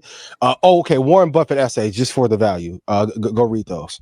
Warren Buffett essays can be the book of the month, but start applying what you've learned. That's way more important. Like, you guys know anybody who watches everybody's content and every Mr. Beast breakdown, and it's like, what a YouTube channel? It's like, bro, next year. It was next year, 3 years ago. That's a fact. It'll be November in no time. That's a fact. Absolutely. That's a fact. Do you run into any of them at Chipotle? This guy's crazy. On that note, we want to welcome nachos and guac. We want to welcome our second guest up. If we can bring up these are just jokes. Gentleman, William Wagstaff. What's up, my brother? My brother, how are you? Peace, King. How are you? Good. How you doing, man? Fellas? Good. Everything's good. Can't complain. No complaints for a Monday. So, all right, let's tell a story. Well, I guess we can move out then. So, William Wagstaff, interesting gentleman, and we're going to tie this all in how it relates to finance. But he's running for district attorney of Westchester County. Why this is important is Westchester County is one of the wealthiest counties in America, but it also has pockets of poverty, and it's a very it's kind of like segregated, very segregated county in a sense. It's like the tale of two worlds. Where you're from in Westchester is a city called Mount Vernon, which is a working class city. Probably, I think it's the blackest city percentage wise. A city called Mount Vernon, and it is a working class town, and it is like 94% black population. I actually found out that it's the blackest city north of the Mason-Dixon line in America, and it borders the Bronx. Very interesting place. So you have an interesting story because you're running for district attorney, right? And it's great that we get to highlight so many diverse people on this program, right? Especially when we talk about politics, because we talk about how everybody always talks about the top ballot, which is the president, but the down ballot is really what affects us the most. And we talk about like congressmen and senators, but we have never really talked about district attorneys, right? And people don't even know if they can actually vote for district attorneys. But we're going to talk about this. But can you tell the audience your story, right, of how you actually even got to this point? Because it's a very unconventional, non-traditional pathway that you've taken. So I think that it might give some inspiration and provide some hope. So you're right that my background is extremely unconventional considering the role that I'm running for. I started law school almost 20 years ago. And when I started law school, I started on federal house arrest. So that in and of itself, most people that are on federal house arrest are not in law school. Fast forward to my second year of evidence, and I walk into evidence class and recognize that the judge that sentenced me was my evidence professor. So just the emotions of, damn, this is the person who saw me at what most would consider my worst moment is now my professor in law school. We didn't have any conversation about it during the class. When I graduated, she sought me out at the graduation, told me how proud she was of me, hugged me, and went on to write letters of recommendation for my admissions to the bar in the state of New York as well as New Jersey. Her and I are still in contact today. She's somebody that I still consider a friend. Fast forward, I'm on the fence now, wondering if there's going to be a delay or possibly a denial in my admission to the bar. So I say, you know what, I need to secure a plan B. Decide I'm going to go to business school. End up going to Fordham Business School to get my MBA, graduate second in my class. And I think, honestly, that business school probably made me a better attorney than law school because it indoctrinated me in the reality that businesses don't make decisions, at least successful businesses don't make decisions without looking at the data. And the district attorney's office should be no different. Law firms should be no different. As lawyers, we should be focusing on data when making our decisions, especially in a governmental position. So definitely not something that people would expect. I've often said the statistical probability of me becoming an attorney with my background is probably less than 3%. The statistical probability of me becoming an attorney who ends up graduating at the top of his class with an MBA is probably lower than 1%. And the statistical probability of me now being a viable candidate, and if you look at some polls, arguably leading in one of the wealthiest counties in Westchester County here, is probably impossible. But the people have connected with my story. They've connected with my passion, the work that I've done as a civil rights attorney. And I think that that's what's resonating with the people so much, is they're tired of the politicians or individuals running for office presenting this veneer of perfection where they really haven't been where the people they're trying to serve have actually lived, experienced. There's no real lived experience. So having somebody that is among the people, trying to represent the people, is really resonating with them. And that's been shocking to a lot of people because they assume you have a wealthy county like Westchester. You have a lot of people who are not African-American, who are not Hispanic, that dominate the county, that this story of triumph wouldn't resonate with them. And it's been surprisingly a story that's resonated with everyone throughout the county. That's incredible. So obviously your story is just incredible in itself, and shout out to everybody in Mount Vernon. So obviously the MBA, civil rights attorney, now running for district attorney. I know most people, when they hear district attorney, they have no clue as to what that position holds and the duties that fall under it. So can you explain to the people exactly what the role is as a district attorney? Certainly. And I think you're right. Most people have no clue what the district attorney does. In other states, it's the state prosecutor. But the district attorney is the top law enforcement officer in the county and solely responsible for deciding who gets charged with crimes, what crimes they get charged with, and when there are plea deals, what is going to be the recommended sentence. If there's going to be bail requested, it's the district attorney's office that makes the recommendation for bail. And so just in a historical context for Black and brown communities where they are unfortunately the individuals who largely are disproportionately treated unfairly when they find themselves in the justice system. To have somebody now sitting in that seat that one has been exactly where you've been, unlike anybody else that's ran for this office, certainly in this county. And I haven't been able to fact check this, but I think that because I like to speak positively, when we're successful, that I'll probably be the first chief prosecutor in the nation that's been formally justice involved. So think about having somebody that has lived what you are living in this moment, being at the helm and making decisions. So it is not something where I'm just looking to throw you away because I've been where you are.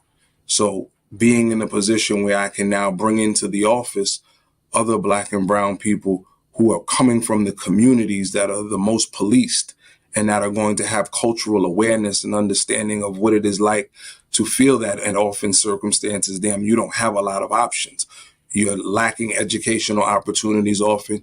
You're lacking financial opportunities. You may come from a broken home and make decisions in the moment, whether it's joining a gang because you're looking for family, selling drugs because you feel like that's the only way you can provide for yourself and your family or your children. So all of these things that many of the district attorneys, whether it's Westchester or anywhere else in the country, are certainly oblivious to. They see these individuals as, okay, this is the law.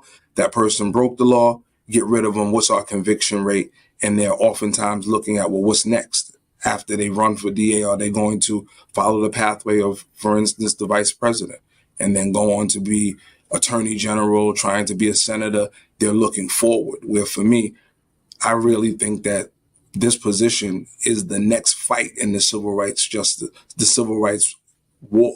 At the end of the day, if we can get a justice system that is equitable while not sacrificing safety, that's going to go a long way to making sure that everybody that comes in touch with the justice system in this county has their constitutional promise upheld.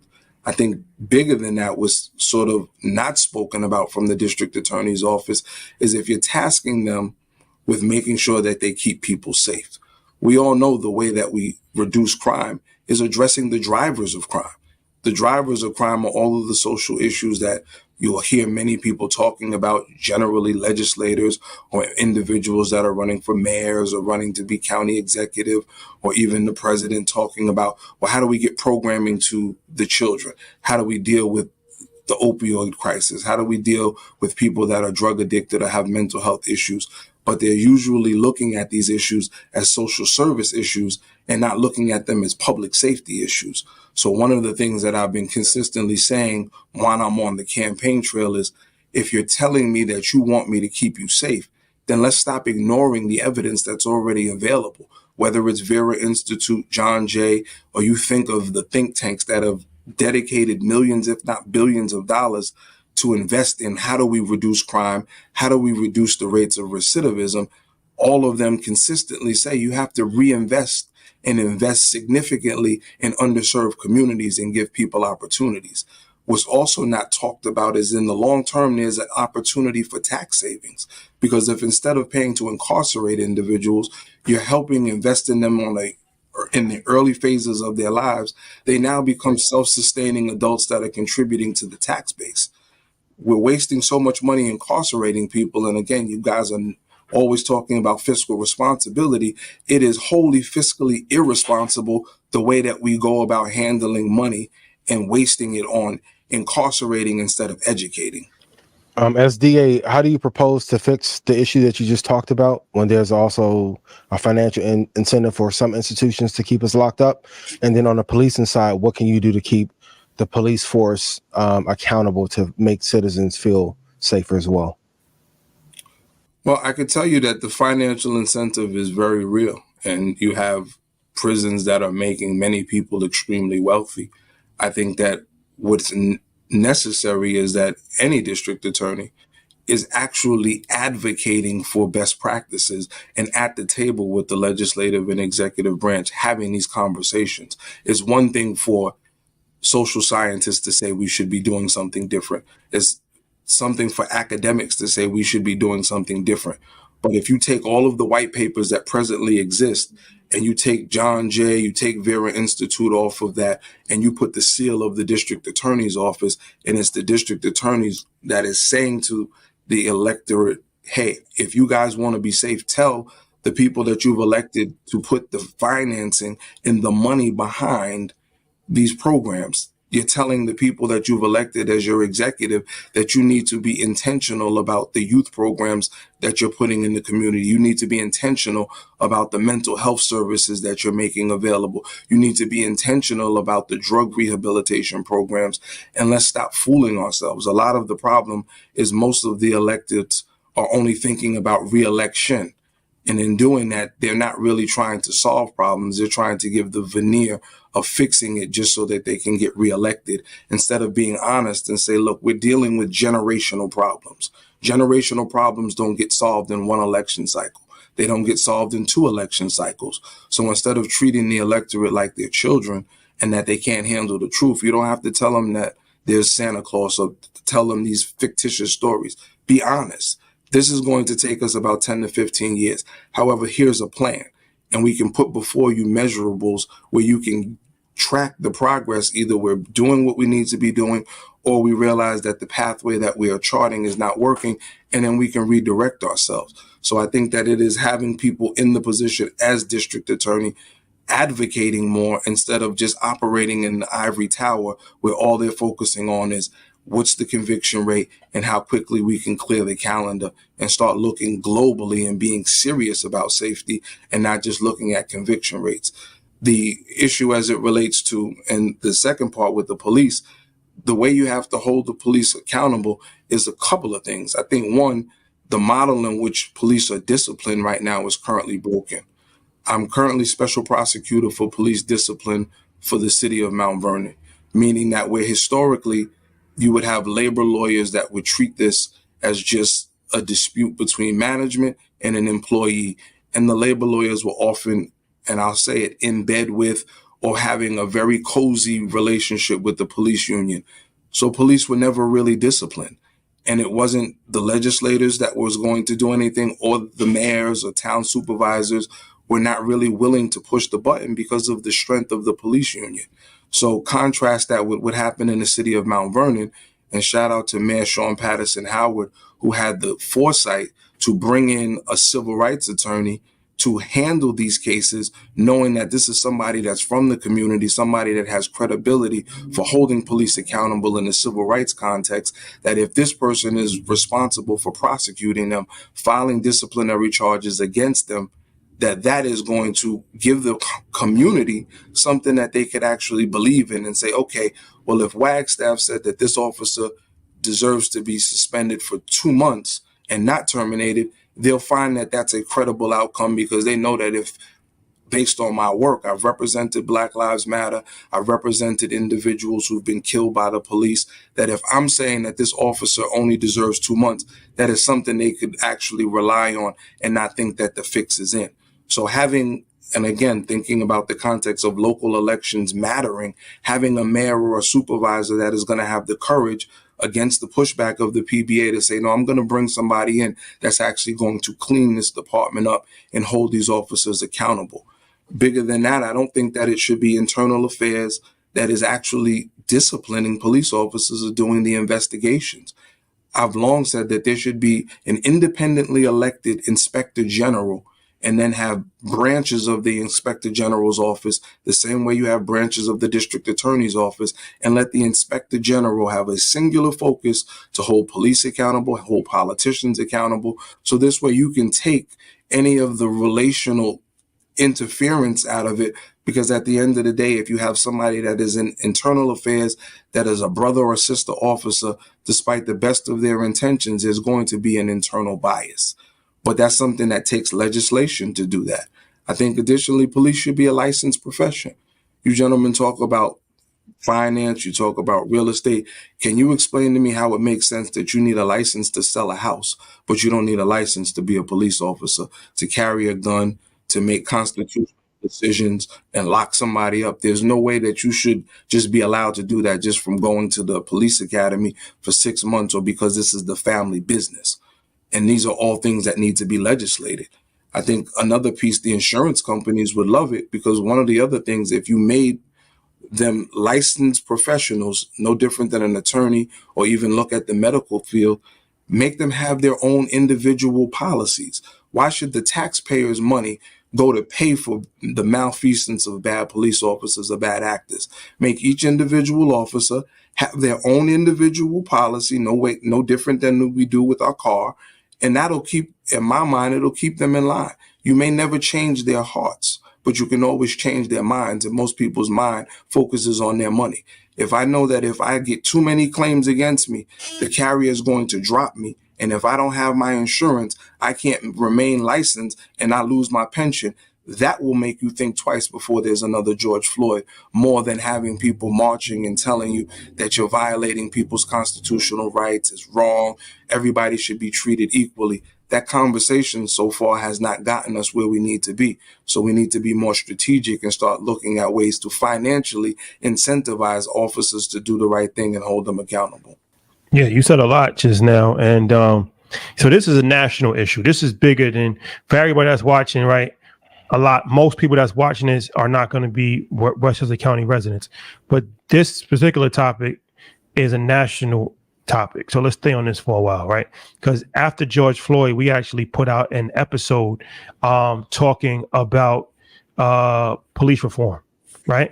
And we talked about how some things that could potentially be done to stop police brutality, because we talked about police brutality bonds, right? Which essentially are municipal bonds. People don't know the finances behind this, right? But when police departments pay out $1 million settlements and $5 million settlements and $20 million settlements, that most of the time is coming from taxpayer money, right? They're raising money in the bond market and then they're paying. So we talked about how like Chicago one year, they paid out like $900 million.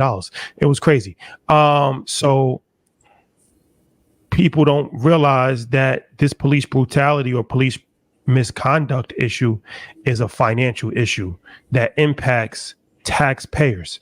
And you saying about like the E&O insurance, that was something that I had thought, because I'm like, okay, well, as a financial advisor, I had to have E&O insurance, errors and omission insurance, because I might make a mistake. I might recommend something to you. It's just by accident. I'm not trying to scam you, but I might make a mistake in recommending something to you that potentially could cost you money. And then you could end up suing the company. So then that's up to my errors and omissions policy to pay out $20,000 that you may have lost in bad advice that was given, right? Or like you said, doctors have medical malsurance, where if they do something by accident and they cause a permanent scar, right? Now you can sue the hospital, sue the doctor, and then their insurance will cover that, right? Even if it's by accident. So it's like, okay, well, why not hold police officers to that same thing and have them have individual errors and omission policies, right? So now, even if it's you're paying $100 a month, $50 a month, whatever you're paying, right? $75 a month from millions of people adds up, right? So now you have hundreds of millions of dollars. Now that's how insurance works, where now, okay, if I have to pay 20 million, it's not coming from X, Y, and Z taxpayer.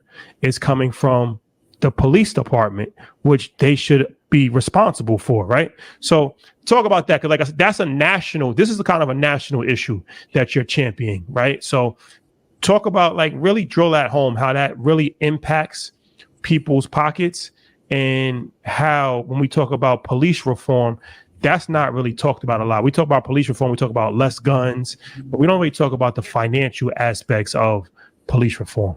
So it's a perfect point, and it is a national issue, because just if you think about municipal budgets, and we started off talking about the importance of local elections, you'll have your municipal budget, and there'll be a certain amount earmarked for your police department, and then most of them have their general fund, and your general fund will be where any surplus, any additional money that you didn't budget for has to be used to pay, and it could be lawsuits, could be police misconduct. If you now take all of the money that is previously budgeted, tax money, that is either put in a line item for settlements, because they have line items for settlements, and then if you're not drawing on your general fund to pay for the conduct of bad police officers, that's additional money that could go to senior programs. That's additional money that could go to housing. That's additional money that could be used for parks, youth programming, mental health initiatives. There are all of these things that could be redirected. And to your point, there's a big pot of money. Right now, most of the municipalities up to a certain point are self-insured. New York City is self-insured. So think, using New York City as an example, the millions of dollars that they are now paying out for police misconduct. And let's add to the equation that that doesn't change the system. None of these payouts have changed the way that the police operate in the United States. The George Floyd settlement, $27 million, still didn't change the way that municipalities are policing. So the fact that when you have this money that is being spent, 60 to 63% of most local budgets goes to the school districts, which people don't even realize. In most instances, 63% of your taxes, your local taxes, are going to a school district. Most people couldn't tell you how many people are on the school board, who the individuals are. And I don't know in any other arrangement where we would allow 60% of our money to be spent by someone who we can't identify and not know what they're spending it on. So why would we do that in the context of our tax dollars? So to go back to the policing, if you had a overall, if it's Geico, Nationwide, and their regional insurance companies, where they had an entire database of officers and were selling these policies, one, you would have them interested because it's a new product. It's a new insurance product for them to sell to the individual officers.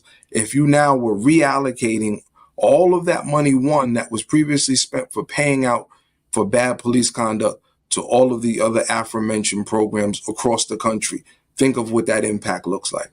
If you now have all of these officers not persuaded by Black Lives Matter, not persuaded by what the National Action Network or any other cause is doing, but solely their self-interest, thinking about Adam Smith and his principle, the economic principle that people being self-interested generally benefits the whole. If you have police officers across the country that are singularly focused on, I don't want my premiums to rise, or I don't want my premium to be canceled, where I would no longer be able to be a police officer and lose my pension, think of the significant reduction in the cases of police brutality that we would have across the country. Think about the billions of dollars that would be saved by municipal government that could be reallocated to other resources that they didn't have to pay on the backs of the taxpayers. Yeah, you mentioned a lot of it is looking inside and having transparency when it comes to policing and the financing. But we know, when you brought up the PBA, anytime there's an incident, they come and they stand together. It's a band of brothers. It's a code of blue that they live by. How can we improve relationships, I guess, one, between the community and policing, and how do we improve transparency when it comes to police in general? Local elections and having mayors, town supervisors, and legislators that are, one, going to hold the police accountable, two, that are going to make the amount that they are spending on the police readily available to the police. Even in the district attorney's office, the way that it's currently constructed now, is like a black box. If you wanted to know who's being prosecuted, what they're being charged with, their demographic information, that information is not readily available, but your tax dollars are going to pay the salaries of the people employed in that office. It shouldn't be. You should be able to jump on wherever you live, jump onto the website of your local district attorney's office or your local police department and find out exactly what the work is that they're doing in your name if they're supposed to be serving the people. I think that the recruitment efforts and recruiting individuals who come from the communities where they are actually going to police is extremely important. Because if you can see in an individual that you may have a street encounter with, someone that looks like your cousin, looks like your brother, your nephew, it changes the lens generally in which you interact with that person. I think about the Kyle Rittenhouse, the dude that was in, I believe he was in Illinois, that shot the Black Lives Matter protesters. And I was always struck by the way that the judge was interacting with him throughout that trial. And it was clear to me that he saw his grandson in there. And he was treating him in a way that if it was a black or brown person, I doubt that he would have had the compassion and treated him the way that he was treating him. So we need to make sure that our police force reflects the communities that they're going to serve. If you have people that are coming in from outside of your community an hour away, it's not personal for them. They're not looking to try to develop this bond with you. They're often an occupying force. I think another piece to it, and I've said this to the leadership in the Mount Vernon Police Department, is that if they truly want to heal the relationship between communities of color and the police, they need to approach it the way that somebody who starts dating someone who's been the victim of domestic violence or someone who's been subject to infidelity. At the beginning phase of that relationship, there's going to be a lot that you have to overcome where your partner is not going to trust you, and you're going to bear the brunt of the trauma that someone that is not you has put upon that person. And if you genuinely care, you work through it. You don't take it personal. You recognize that this person is going through a healing process. The police need to do the same thing if they are serious and sincere about developing a stronger relationship with community of color. Yes, there are going to be times where people are going to be loud. They're going to be boisterous. They're going to curse, and they are not going to say, "Good afternoon, Mr. and Mrs. Officer, happy to see you," because there's trauma. If you understand the history of policing in this country and what it has been for Black and brown communities, that has often been a very contentious relationship. So again, backing up to where we started with the discussion, if you have police professionals, it is a licensed profession, people who are educated. And I'm not against paying them more, because offsetting the savings from all of the police brutality that I believe would be addressed if you have people who are more qualified, people who are better educated, people who are licensed and have their own insurance policy in place, then you can afford to pay the police officers more, because now they are being treated like professionals and not just a job that you're in for 20 years. And I think that when you put better quality individuals in police forces, that's going to have a direct impact on the quality of policing, and it'll be easier to engage members of the community because they're now working with police professionals, not somebody that's doing a job because it was the family business and they're thinking, how can I do my 20 and get to my pension? Are you worried about trying to make these changes to the system that you will get a lot of pushback while you're running and while you're in office when you win? How do you envision changing the DA's office under your leadership? I know that there's going to be pushback. And I think part of the reality that I've expressed while on the campaign trail is that I'm not oblivious to that pushback. But I say consistently, look at all of the obstacles that I've had to overcome to get to this point. Now's not the time to bet against me.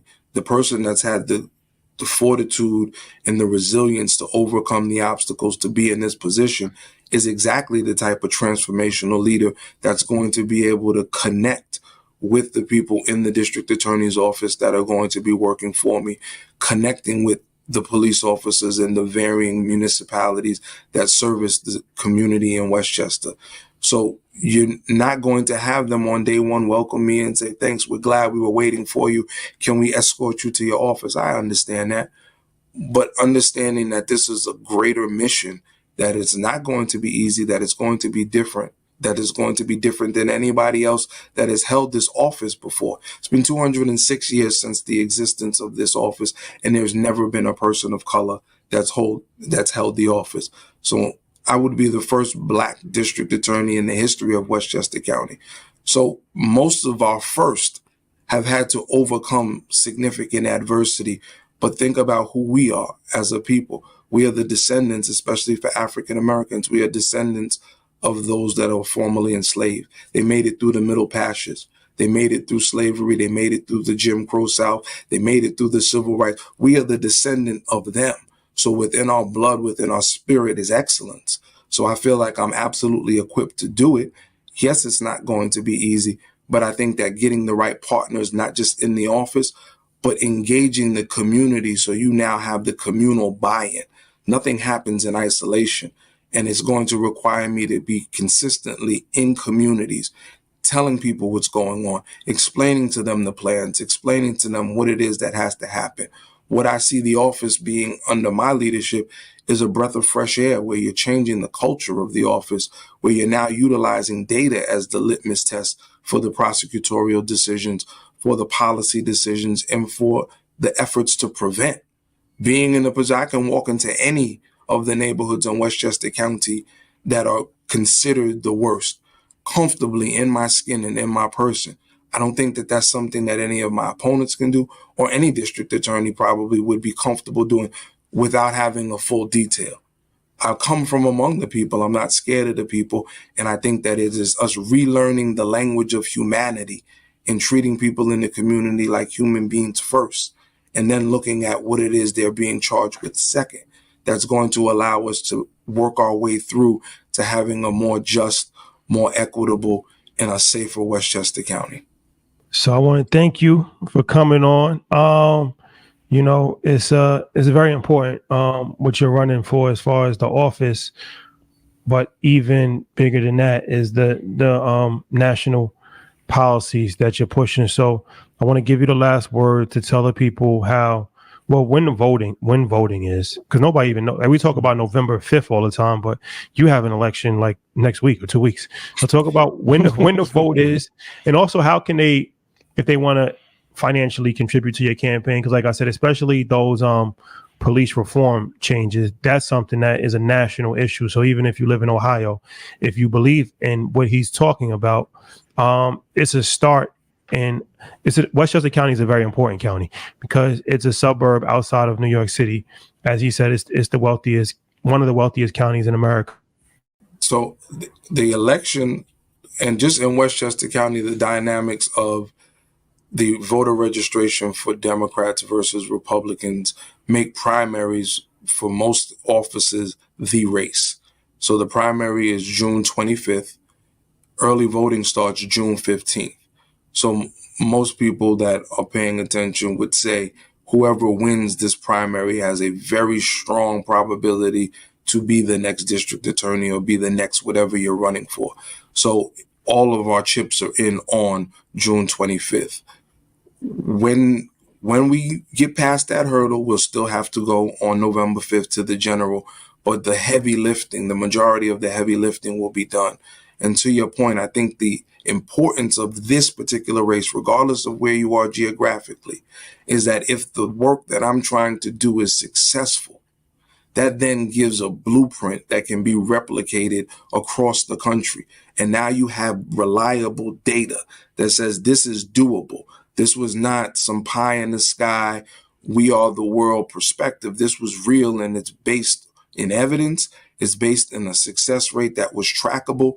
We need to do this in Ohio. We need to do this in Kansas. We need to do this in California, because this is something that is proven to keep us safer, which is the priority, while also being equitable and giving people opportunities to be treated fairly in a way that they unfortunately haven't historically been treated. If you want to follow what we're doing, is Wagstaff, WAGSTAFF 4DA.com. You can see all of the policies that we're pushing, more of the things along the lines of what I've talked about today. You'll see that. You can see the campaign video. And yes, it is important to donate. Unfortunately, many of the great candidates don't get over the finish line because they are outmatched financially by establishment candidates or individuals who are wealthy that want to keep the status quo going. So if we're going to break out of the mold of having the status quo continue to be in control, it's going to take the village to all contribute. You can do that at wagstaff4da.com, whatever that is, $20, $200. And there are so many among us that have the means to do it that don't necessarily feel that it's important or don't view it as an investment. And I promise you that our success here in Westchester is an investment in the safety and the equitable treatment of Black and brown people throughout this country. And I hope that you will consider contributing, follow the race, pay attention to what's happening here and other places, because collectively we can absolutely address the issue of systemic racism, specifically in the context of policing, and give everybody what they have as a God-given right, in my mind, which is to be treated fairly and given an opportunity to be safe in their community, regardless of their zip code. All right, my brother. Thank you. All right, thank you, brother. I really appreciate it. Oh, best of luck, man. All right. All right. Yes. William Wagstaff.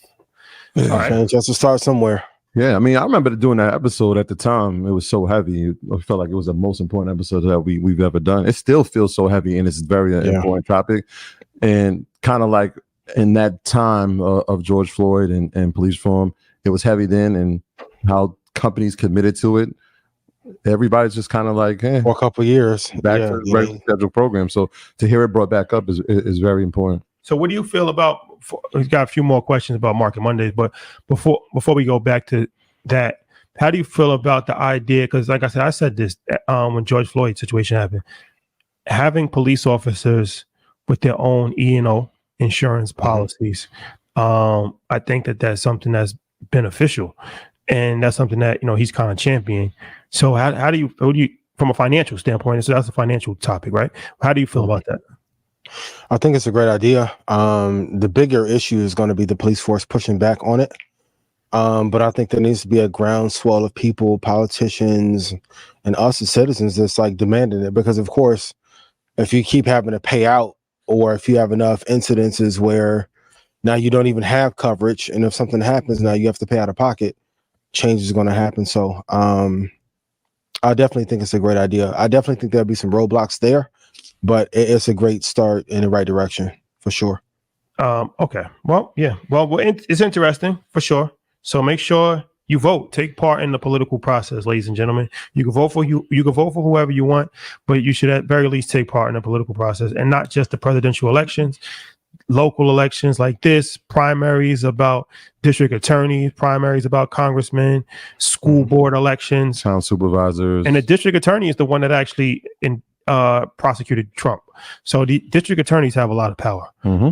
So like I said, he's black, the district attorney in Manhattan, and he's the one that actually brought the felony charges against Trump. Yeah. His office prosecuted Trump, and they won. Yeah. So he actually prosecuted the most powerful person in the world, and that's a district attorney that put that case. That wasn't a federal attorney; that was a local district attorney. And the next part is the judges, right? So at some point they'll appeal. But do you ever saying that? So like even the appeals court, did you see the appeal judges? Yeah, they're all black women. All 6 black women. So you play a part in that process. Yep, for sure. Back to the insurance part. Is there any worry about like a hedge fund or private equity coming in to fund certain cities' insurance plans if this does happen? Because I think it's a great idea, but I always like to think, what is the counter to the right move? Like you said, we had to DEI after George Floyd for maybe 2 or 3 years, and then they pulled it back. Like, what do you think the roadblocks we'll have to overcome to make this come true and give like true accountability to the bigger policing issue? The biggest roadblock will be fighting the police department, because they got, a tremendous, political power. They have political power. Or especially, right-wing politicians. But even moderate Democrats, they always cater to the police department no matter what the police do. So that's difficult, right? To try to go against that. But hey, sometimes you got to go against the system, right? And like you said, if the people, I think it's about people being educated. If the people realize how much money is actually costing them, there's more people than police. So if they realize that, I don't care how many good cops there are, I'm not paying. Like, nobody cares how many good doctors there are. Nobody wants to pay for somebody that messes somebody up in surgery, right? Like you've taken an oath to be a doctor. So part of your responsibility is you take care of that internally. Nobody cared for me when I was a financial advisor and say, like, I don't care how many good. If Bernie Madoff happens, they want to crucify every single person in the financial services industry. That's just how it is. So I get that there's good cops, but hey, if you sign up for a job where things can go wrong and people have to pay for it, I don't want to pay for a cop's mistakes. I'm already paying for your salary, right? Like, how much do you want me to pay for? I'm paying for your salary. I'm paying for your pension. I'm paying for your health care. These are taxpayers pay for this. Now I got to pay for your mistakes also. You got to cover something. And like he said, even if it means paying them more money because you'll save money, right? But even having a license, that's something that's, that's a great idea. You need a license to be a private investigator, but you don't need a license to be a cop. And you could, barber. take somebody's everything. life. Like, teacher. So it's like, yeah, why not go to, even if it's a 10-month, intense training, right? Where you have to like just passing a police test is not good enough.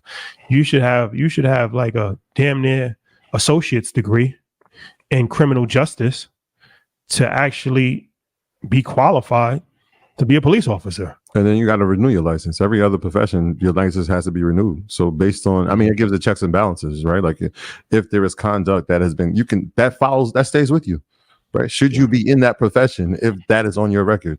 There is no checks and balances right now. Then my thing also is on the political side. I'm nothing against Republicans. I believe in some of the things that they stand for. And I'm a registered independent, but it's just, a lot of people pick and choose their battles. The Republicans traditionally are anti-unions. They want to bust up the unions when it comes to, FedEx and Amazon and all, like any of like labor unions, they're against, right? But they're never against police unions. So if you're against unions, you should be against all unions, right? You can't be against private sector unions because they always vote Democrat, and you think that if it's free market and you want the best person for the job and you don't believe in nepotism, I'm with you here. But carry those same principles for teachers, right? Carry those same principles for police, right? It's interesting because the strongest unions, the teachers unions, mainly the police union, but the teachers union, a lot of lobbying power. The Republicans never go against the police union, but they go against every other union, right? If you're going to be anti-union, then just be anti-union across the board, right? So why is the police union have such power and influence when these private businesses that try to unionize, you demonize them and you call them the mafia? Politics as usual. Politics is usual. Lot of lobbying power there. The teacher union, police union. It's the strongest. It's like the strongest unions. Yeah, they're like BlackRock and Vanguard in that union. And the teachers union is just as bad. How do you teach for 3 years and then you get a lifetime job? Like how does that even work? Right? Like you can't really get fired. Once you get tenured, let's be honest. Once you get tenured as a teacher, you can, unless you like punch a kid in the face or something like that. Not even then, but you can. Most of the time, you're not getting fired. It has to be something super egregious. Exactly, but that's not how real world punching a kid not egregious enough. You might. I've seen that. I've actually seen that happen, and somebody not be fired, but the kid actually like spit on the teacher, and then a teacher has punched a kid and not been fired. Yeah, he knocked them out. The kid, so the student spit on the rubber room. I'm gonna just let you know. You put your hands on my kid, I'm gonna show you all my. No. The student spit in. Yeah. I'm just telling you what happened. The student spit in his face. This dude reacted, knocked him out. They had a whole conference. Teacher, parent, principal. You spit in my face. You getting out? Yeah, he got sent to the rubber room. So the rubber room is like where you get sent when it's under investigation. You're still getting paid. He got sent to the rubber room for like 3 months, and he came back and had his job in September. But that happened. You spit in my face. You get knocked out. It depends how old you are. If you how old was the kid? Over 5, no, like 14, 7. Oh yeah, 14. Oh yeah. The dude. I'm not laughing. It's not funny. This really happened.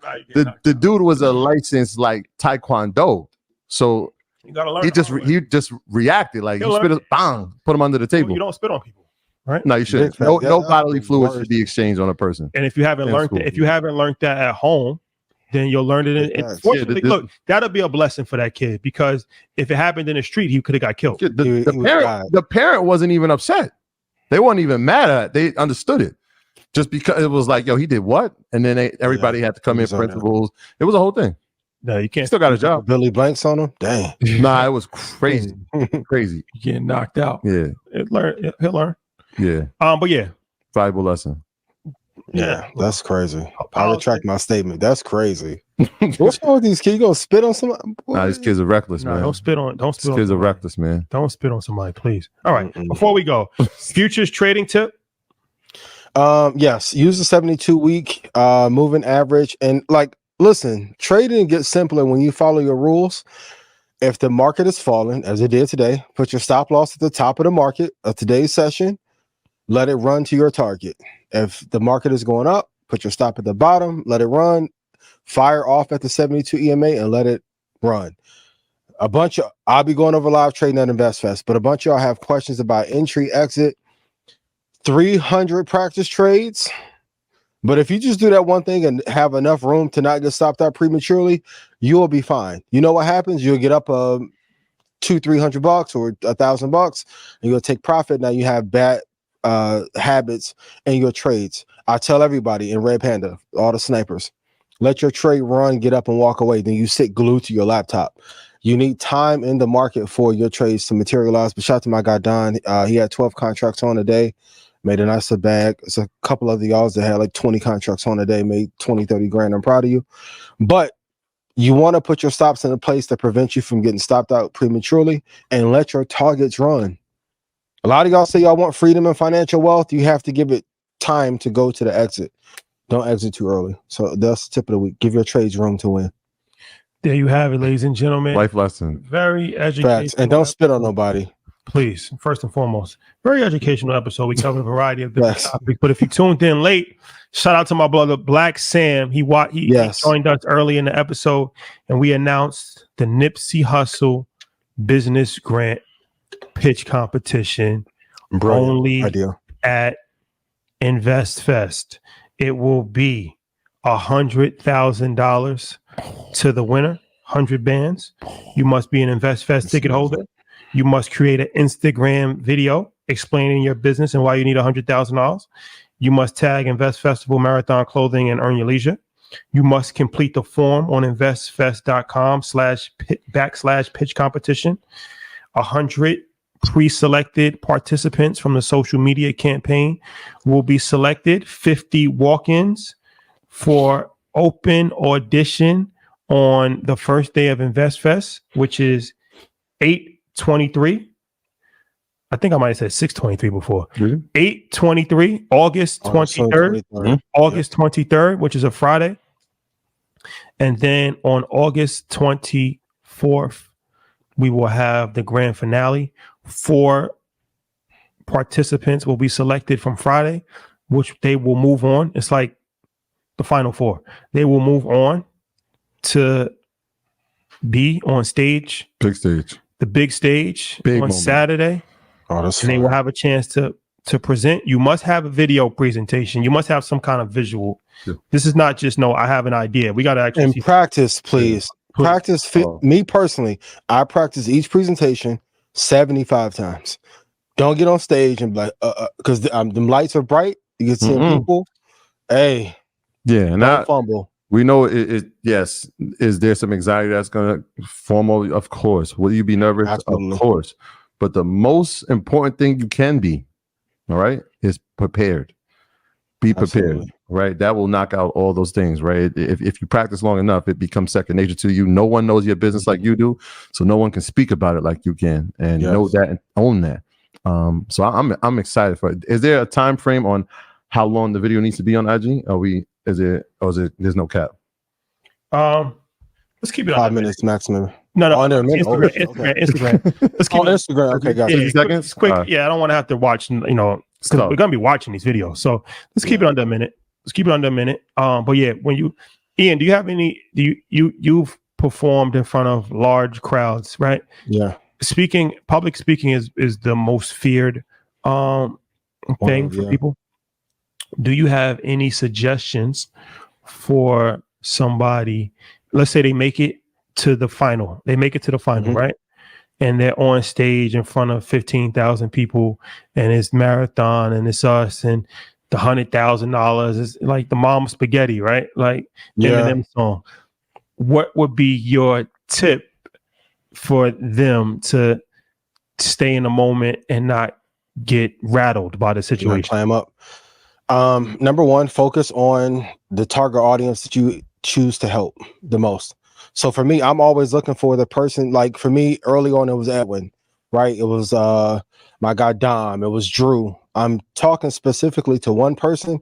If you follow this blueprint, this is the end result you're going to get to, right? Secondly, I always walk the crowd and make the crowd compete against each other. So I'm going right to left, left to right to get the anticipation to build up and the hype built up in the crowd. I know Ashley never wants me to. If you can and you can finagle your way back on, I would get off stage and interact then. because you need to make the presentation interactive. But most importantly, I think people, and I just said it, every presentation, a minimum 75 times. Like I'm going through each slide, how I'll hit a certain point. And I think a lot of times what we see in pitch competitions, they may know their business, but they don't know how to present it to make it dynamic. If you watch Shark Tank or any other pitch competition, the product has to be great, the service has to be great, but how you present it has to be great to the judges. So if you come up there and you're incredibly boring, it's not going to work. So I would start, if I was me entering the contest, I would start practicing today. I will learn everything about the judges, who could be there, who wouldn't be, and I will find ways to make my product or service custom to how it could help them and then the audience. That's what I would do. But practice like crazy. So showtime. Practice makes perfect, ladies and gentlemen. Yeah. Oh man. All right. And also too, you guys can get on IG Live and practice with your audience and do 5 minutes at a time. Because you'll see in the reactions and the emojis if you're doing a great job or not. Do not come on there and be boring. I know they sometimes get on me about the jokes on here and the takes. I'm like, but you have to be able to deliver the information in a way that people want to hear it while being accurate. Maximize the time that you have. I know a lot of people, absolutely, as they presented, and we just had a pitch competition, so they want to get everything inside of the time frame. Make sure you maximize your time. And then also the last thing I'll say is it never hurts to practice in the mirror, man. You know, like go in front of your mirror, your bedroom, bathroom, whatever. Like rehearse. Don't be too prideful to actually, talk to yourself. Mm-hmm. Talking to yourself never hurt anybody. Yeah. Okay. You said rehearse. So there's one thing that, especially that we did take from, yes, practice, but don't be robotic. Right? Yeah. You gotta put personality into it. You has to come off as this like no one else. Like I said, don't be robotic. Oh wait, I missed that part. Oh, I forgot to say that. Yeah. Natural. Be prepared, over prepared. And on your slides, either have one word or one sentence. Some of you will stack so much why I made the product, where I source it from. No. One sentence. Like I try to do I do mine in Canva. I try to do 72 point font for like each sentence. Like rehearse the hell out of it. Because we will be able to tell. And also that's when the personality will come out. And also for the judges who are looking, even how you prepare on stage tells me a lot about how you run your business. So if you're nervous here now to get the 100, I know if you need to come back and get 250, well, you weren't prepared the first time I met you. Like I said, stop asking for another opportunity when you are not loyal and prepared for the first one. The first time I got on the stage at InvestFest, I'm like, I gotta smoke this. There is no second chance. You get one game winner. Somebody's gonna come on and fuck up, and the next person gonna come on, they're going to kill. Like first year, audience going crazy. Rashad even came like, damn, I didn't know this nigga out there now. Oh shit, okay. You have put it in chat. You have to over deliver because you may not get that moment back. Like we can go back 2 years ago. AMD had a run on Nvidia, and then here comes Nvidia. They stay quiet, they over deliver. Now they're over delivering on the chip and the future guidance. Sometimes you don't get a second chance. Do not miss your chance to blow. Sometimes you're not. That's a fact. Do not. Seize the moment, ladies and gentlemen. That's a fact. All right, ladies and gentlemen, it's been real. Check out Blackout on Wednesday, Dean Forums tomorrow. It's been real. Can I come up with a white tiger or something? Komodo dragon. Like Tyson at 88. Komodo dragon. Like Tyson at 88. Yeah. All right, ladies and gentlemen, it's been real. Tap in. Long live Nipsey Hussle. The marathon continues. Love.